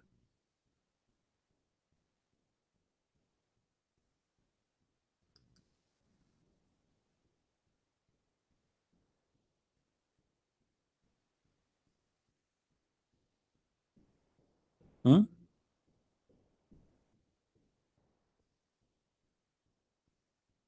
Do you like to call me Mr. Jew? I want to see how much Jew you are.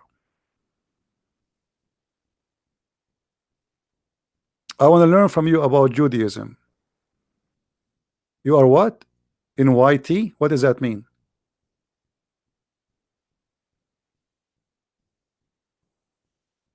What does that mean? Okay. Yeah, obviously you are a fake Jew. There's a guy, he claimed to be a Jew, rabbi. He called himself to a singer. Go and see how I got him busted so easy.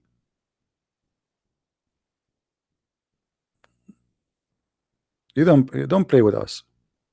And I will not be surprised if you are a Muslim yourself. But anyway, what you are saying to me is a silly. Jesus said, I am from above. My kingdom is not in this earth. You are from down this earth. I am from above. And the Old Testament confirm that David called the Messiah Jehovah. So how he is Jehovah called by David, yet he is from a lineage of, as you say, the women who is Gentile. That does not, still he is Jehovah. And Jesus is born of a virgin. Now some of the Jews, they say the Messiah, or the prophecy about Christ, that he will be born, he is not going to be born of a virgin. The Bible, the Old Testament says that he will be born of a young woman. And here you will see how silly those who claim to be Jews are. Anyone knows why? Anyone knows why? You know, sometimes the Jews are no better than the Muslims when they come to be silly. When they say to us that the word there is young, not virgin, not only they are proving to us they are silly, proving to us that they are stupid, because it says there that this will be a sign, a miracle. So if a young give birth, every day there's youngs giving birth. So every day there's a Christ is born.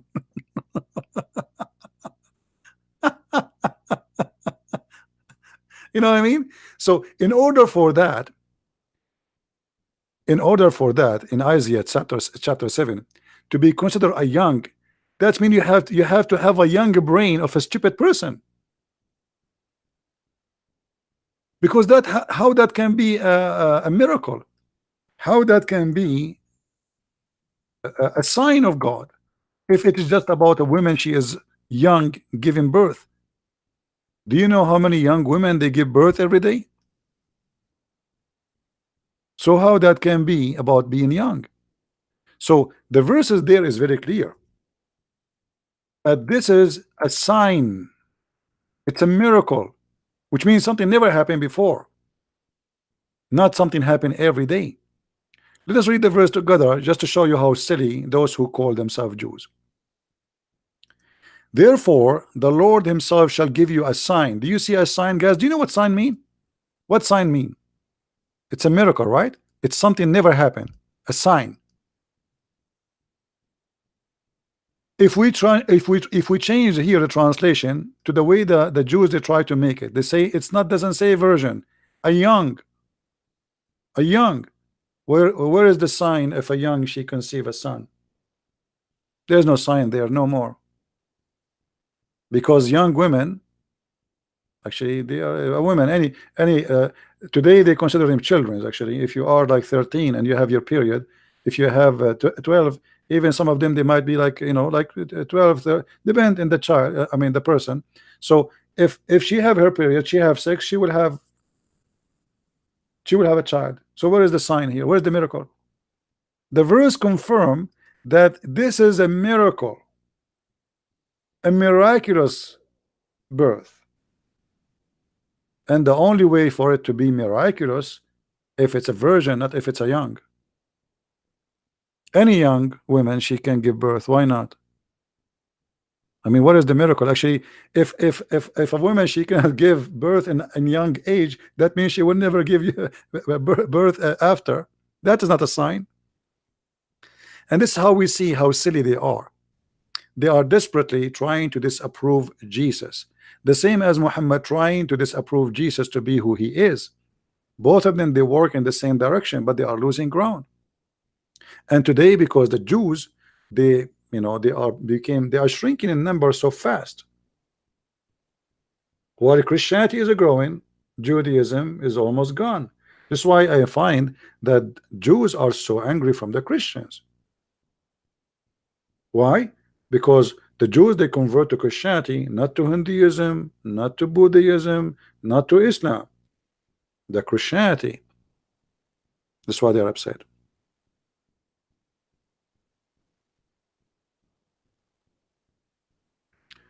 My friend, the Cloudy, I do not speak Hebrew, but even if you see that, just to show you the silliness, those all the Christians who speak Hebrew, including the apostle of Jesus who speak Hebrew, including Jesus who debated about that, he don't speak Hebrew too. In the time of Jesus, the Jews could not refute Jesus. So if you think you are the only one who speak Hebrew, you are mistaken. Same time I went with you. I am going with you. Let us change this word here from a virgin to young. Still, that will make the verse silly. Will make the verse out of meaning. God will give you a sign, and the young woman will give birth. If you respect God, then you respect that this is a miracle. This is what the verse is saying. And there's no way it is a miracle because a young woman she gave. She is a woman anyway. Right? Those who they claim that the translation is wrong, they say young women. She is a woman. So what is the miracle of a woman she gave birth and she is young? That's not a miracle. She's a woman already. You know what I mean? This is why I find that when you know, I don't know, sometimes I feel sorry for those people who argue, because I find that they have a low IQ. They have a lack of intellect. A young woman, she will give birth. Okay, my grandmother, she gave birth when she was young, very young. She was, I think, 90.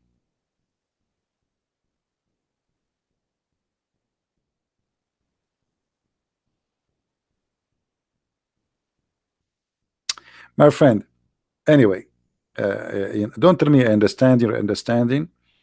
I believe if you have a knowledge, then you should be able even to talk to the Messiah, and you have to be able to refute him. I saw many rabbis making videos against Christianity, and they made me a better believer because I found them they are lying and they are deceiving people. As an example, I saw a rabbi, or he claimed to be a rabbi. He says the word echad does not mean anything except one. But the Bible says that the man and the women, they get married and they became echad. And this is exactly the same word we have in Arabic. And here you see that they claim to be a rabbi, but they don't respect themselves. Be honest. I mean, how people respect you? You are a rabbi. Simply, it's a business. And they are defending Islam, by the way, speaking against Christianity. They will not dare to speak against Islam. So those rabbis are satanic. They are not Jews. The real Jews will not do that.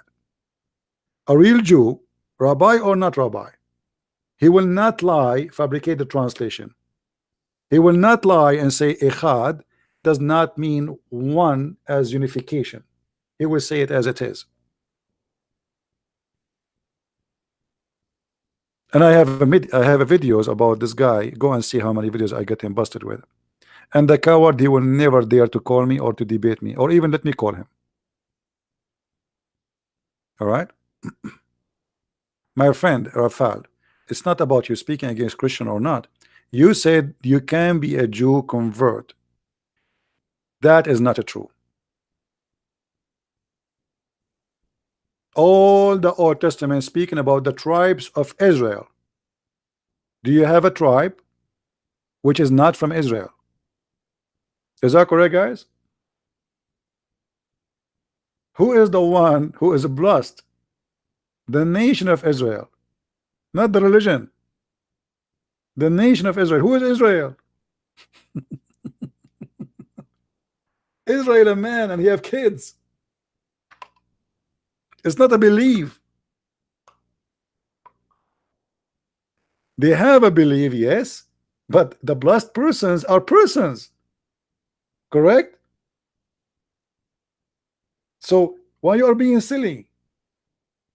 You see, even Abraham, he have children's which is have nothing to do with Israel. As an example, Ishmael, right? Okay. Is Ishmael from Israel? No. Can we say the children of Israel of Ishmael they are from Israel? No, they are cousins. So why are being silly?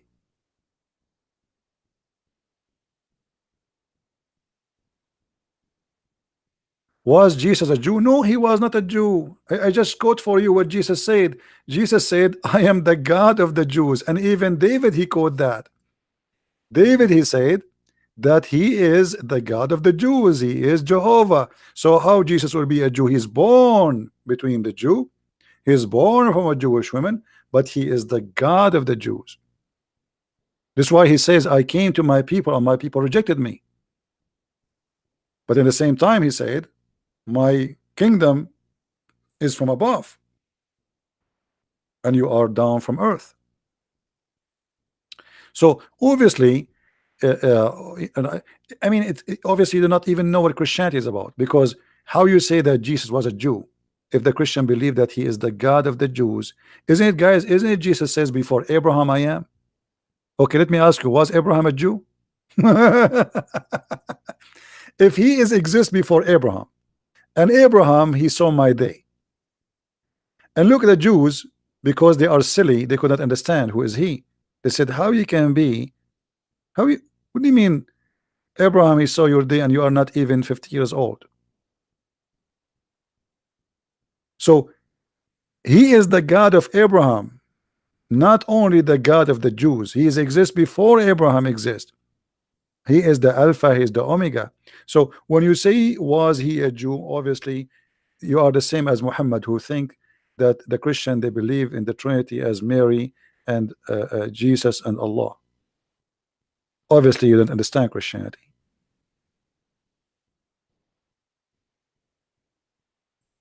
right? But anyway, we welcome all questions, and we welcome those who you know, they do not know what they are talking about. It's okay, I understand, you know. I understand. But try, I advise you, try not to be silly, because sometimes we say things without thinking. Even I saw Christians saying that Jesus is a Jew. And how he is a Jew if he is the God of the Jews? How is a Jew yet he before Abraham he is? How is a Jew that everything created by him and for him? That is silly. By birth, he is born from the Jews. But all of us, we knew that his birth is not the beginning of his existence. Is that correct?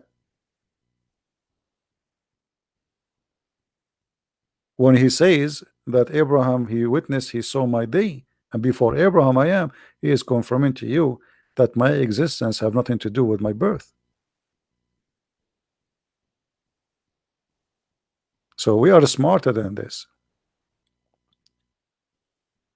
Yeah, Raphael, let me tell you why you have in Israel Jews from all nations, because you need population. That is a desperate, let us say, act for a desperate situation. Israel need population and they need Jews. So there is people who claim to be Jews from the Falasha in Ethiopia, but how they became Jews, nobody can explain to us. So because you need population, you need the army, you need to defend yourself, you need to establish your state, so you start accepting people, whoever says they are Jews and they believe they are Jews. It's just for the, let us say, for the benefit of surviving. But if you go in Israel, you will see that the rabbis, they don't accept those Jews as Jews in reality. But because they need them, they say, okay, come over. You know what I mean? Because they need them.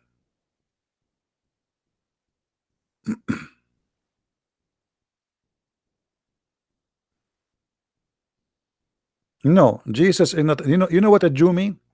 Like, look, those people do not understand what Jews mean. What a Jew mean? This guy Georgian, he says Jesus is a Jew because of his human nature. So if because of a human nature that will make you a Jew, that will be strange, because the human nature of Jesus exists before his birth. When Jesus says before Abraham and Abraham he saw my day, isn't it Jesus speaking about God? He came to Abraham as a man. Is that correct, guys? People, is that correct? How Abraham he saw my day? God, he came to Abraham as a man. So the nature of man, God, exists before his birth. He came as a man. So you're being silly. Before the Jews are exist, he came as a man. But people don't want to use their mind, what I can say. All right.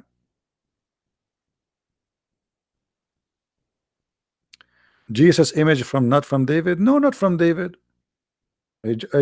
Why people don't read? I just said, Jesus said to the Jews, what do you say of the Messiah? He said he is a son of David. He said, well, if he is a son of David, then how David call him my Jehovah? I mean, what's wrong with people? Unbelievable. If he is a son of, this is Jesus talking, not the Christian Prince. Who is the one who's talking? Jesus. What he's saying, listen carefully. You see, stop being silly. And I have no, I have patience, but I am not the Lord himself. This is John chapter 8, and this is the Bible in Aramaic, translated in a plain English. Read carefully what Jesus says to the Jews, so you might understand, even if you are slow. He said, who? The Messiah, not the Christian Prince. The Messiah, not Christian Prince.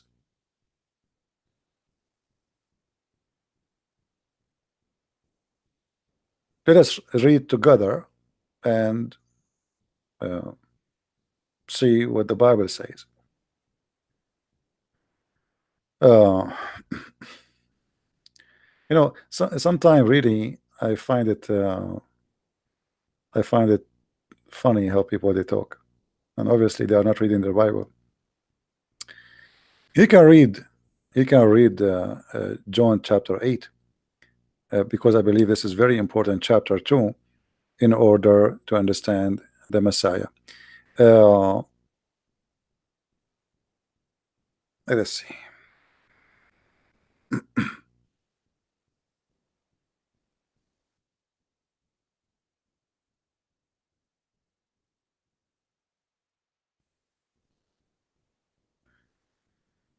All of this conversation, by the way, is between Jesus and the Jews. All right, he is not debating with the Abdul. He is debating with the Jews. They say to him, the Jews, they said, saying to him, now we know that a demon is in you. Abraham is dead, and the prophet, and you are saying, whoever keeps my words shall never taste death. What do you mean? He never tastes death? Anyone follow your word, he will never taste death? Because they are silly, like many here. They think he is talking about that if you hear his words, you don't die. That's what he's saying. He promised you eternity. Are you greater than our father Abraham, who died, and the prophet who died? Who are you making yourself? Yeshua, he answered, saying, if I glorify myself, my glory is nothing. It is my Father who glorifies me. He of whom you say he is our God, and you do not know him, but I know him. If I had said that I do not know him, I myself have been liar to like you. But I do know him, and I keep his words. Abraham your father desired to see my day, and he saw it and rejoiced. And the Jews were saying to him, you are not 50 years old, and you have seen Abraham? Yeshua said, timeless truth I speak to you, before Abraham would exist, I am the living God. My friend, Jesus is the living God. So how you say the living God is Jew? That because you are silly and you are limited in your thinking. You forgot that the whole idea of Jesus being born between the Jews is to save the Jews, not to be a Jew. He exists before the Jews. He is the one who created the Jews. So you became so limited like a child when you say Jesus is a Jew.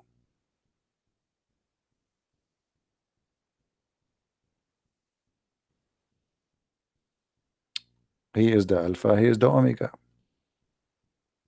But anyway, everybody, he have his limitation, and I understand. I'm not going to change you. I do my best to help you. It's been said to you, Jesus said, but I say to you. Jesus, when he speak, when he say, it's been said to you, but I say to you, he was talking about what? Who is he? It's been said to you, but I say to you. Which authority he have? Authority of a prophet or authority of God? You know what I mean, guys?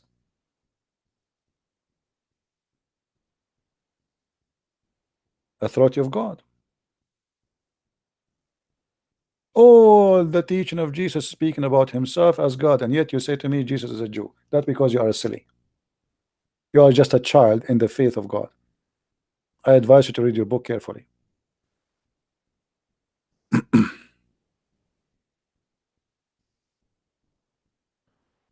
All right. Are we done for today, guys?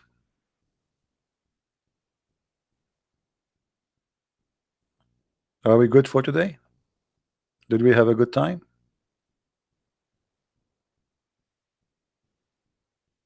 We have a good time, right? Anyway, I want to say thank you for everybody, and I hope that's uh, we do our best to share our education. And for me, myself, I don't claim to be a person who knows everything. I'm just a student, and I will be learning until the last day of my life. And as I said, the one who think he knew everything, he is a fool. That is impossible. But to be a Christian is to understand what to be a Christian. I mean, it's silly to be a Christian, but yet you do not know who's a Christ. Christ is our God. He is not a Jew. He is the God of the Jews. Everything was created by him and for him. I mean to that. So when you read the Bible, I advise you not to read it like you are reading a story.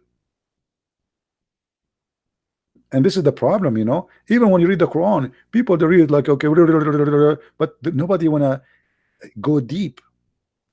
Especially in the Bible, the words is so deep. Actually, one of the unique things about the Bible is I can read this chapter tomorrow, and still I will inspire something new by reading it, even though it is the same chapter written 2000 years ago. Because this is the living word of God. It is inspiration, is talk to your heart, is not just talking to your brain. So in order to understand it, you have to live it. You have to be a person who bring a spirit of God with him, not only a silly reading which mean nothing. So every one of us, he read, he maybe you speak better Arab, English than me, but doesn't mean that you understand the Bible better than me even in English. Because simply if you decide just to read the words, not to be inspired by the words and not to go deep behind the words, you are the same as the Jews. When he said to them, whoever hear my words, he will live, they thought he's talking about they will live now, they will never die. You are just being silly like the Jews. When the Jews, they said, when he said Abraham, he saw my day, they are looking at the man, how this man, he is not even 50 years old, and yet he is saying that Abraham saw my day. Obviously they don't understand who is he. But I understand that Jews, they have that problem because they are exploring Christ at that moment. But you who've been taught already who is a Christ, so it's not a surprise for you to know who is he, yet you claim what you claim.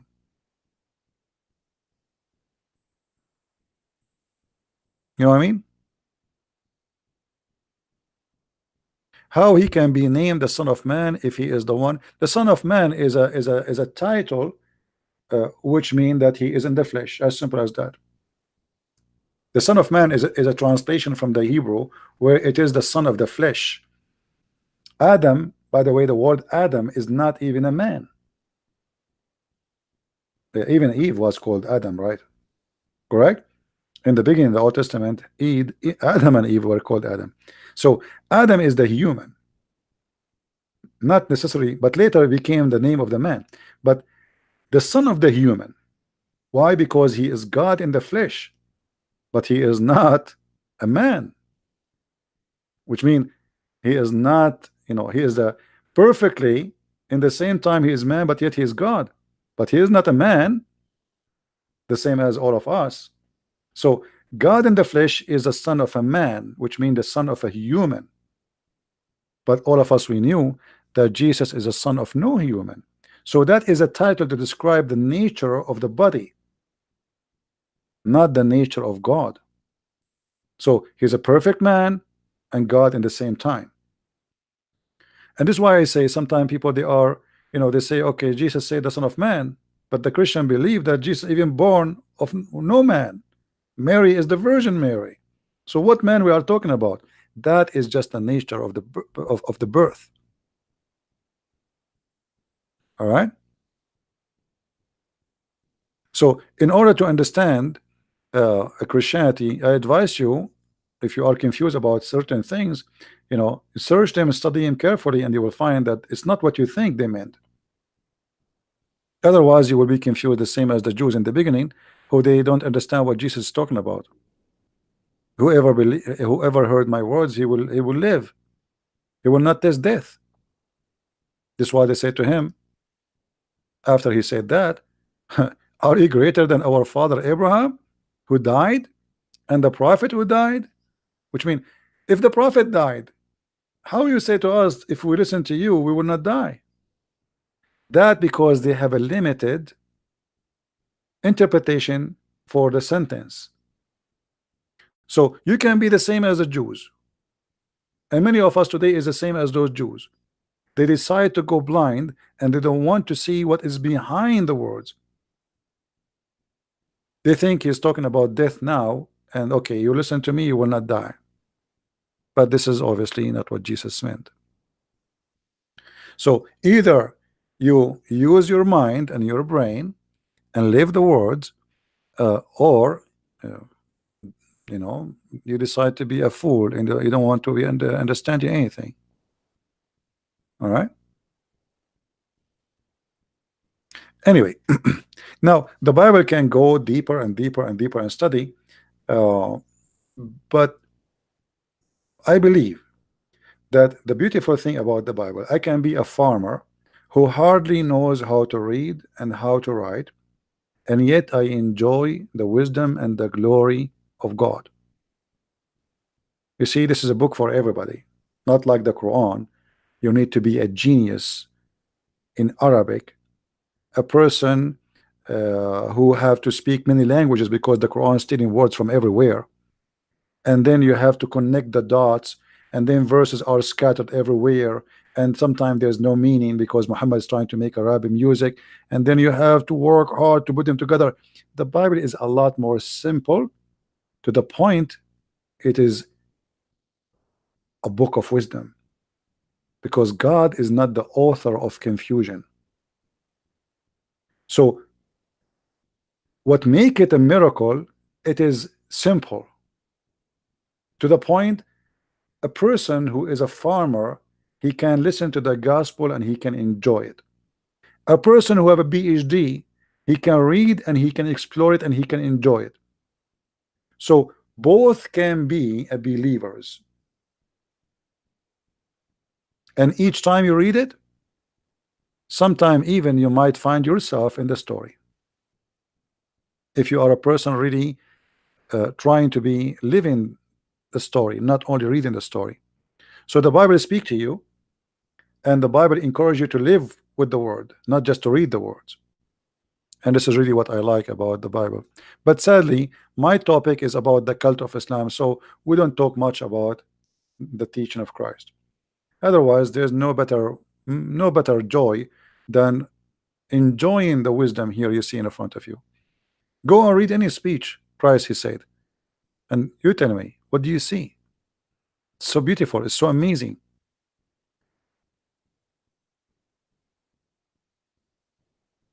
And always, if you are a person, I remember this is a story about a child. There is people, they invited a family, Arabian family, to a big dinner. I mean, those people, they slaughter a big animal. The table is so long, so big, and etc. I mean, yeah, they put everything you can imagine in the table, fruits, anything. And then the kid of the guest family, he looked at the whole table, he said, there's no hummus.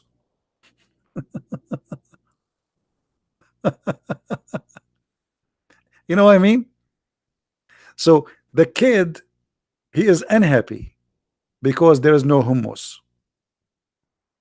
The people, they slaughter a big animal, the barbecue, the fruits, the drink, even they have maids around the table. But the kid, where is my hummus? I love hummus. He's a kid. And sometimes we are like that kid who only see in the whole table the hummus. That because you are looking for the hummus. You know what I mean? So if you are a person looking for what is wrong because you don't like it anyway, I mean, I'm going to try to find something wrong there. It doesn't matter what you do to me. It doesn't matter how good it is. What is my hummus? No hummus, you did nothing. So are you getting my point, guys? Are you getting my point I'm trying to say to you? So if we are people looking for what is enjoyable, it's amazing there. If you are looking for the hummus, well, good for you. Anyway, guys, and don't take me wrong, I like hummus. So anyway, thank you very much, guys, for being here. And again, if you like to learn more about the cult of Islam, feel free to read my books, and you can search in Amazon. We have them in many languages: English, French, Dutch, Swedish, Spanish, and what else? And soon Portuguese, by the way. So you know, I hope that people, they will learn, and education is a gift from God, and it is the best thing a human being can enjoy. You know, you can enjoy food for 5 minutes, you can enjoy even sex for some time, but education live with you and grow with you, and will change your life, will change your nature, will change your thinking, it will change your habit, either for bad or good. So you better choose good education. And with this, I say to you, thank you very much for being here. May the Lord bless you all, and until we see you soon again, Christ is Lord, Islam is false, and thank you.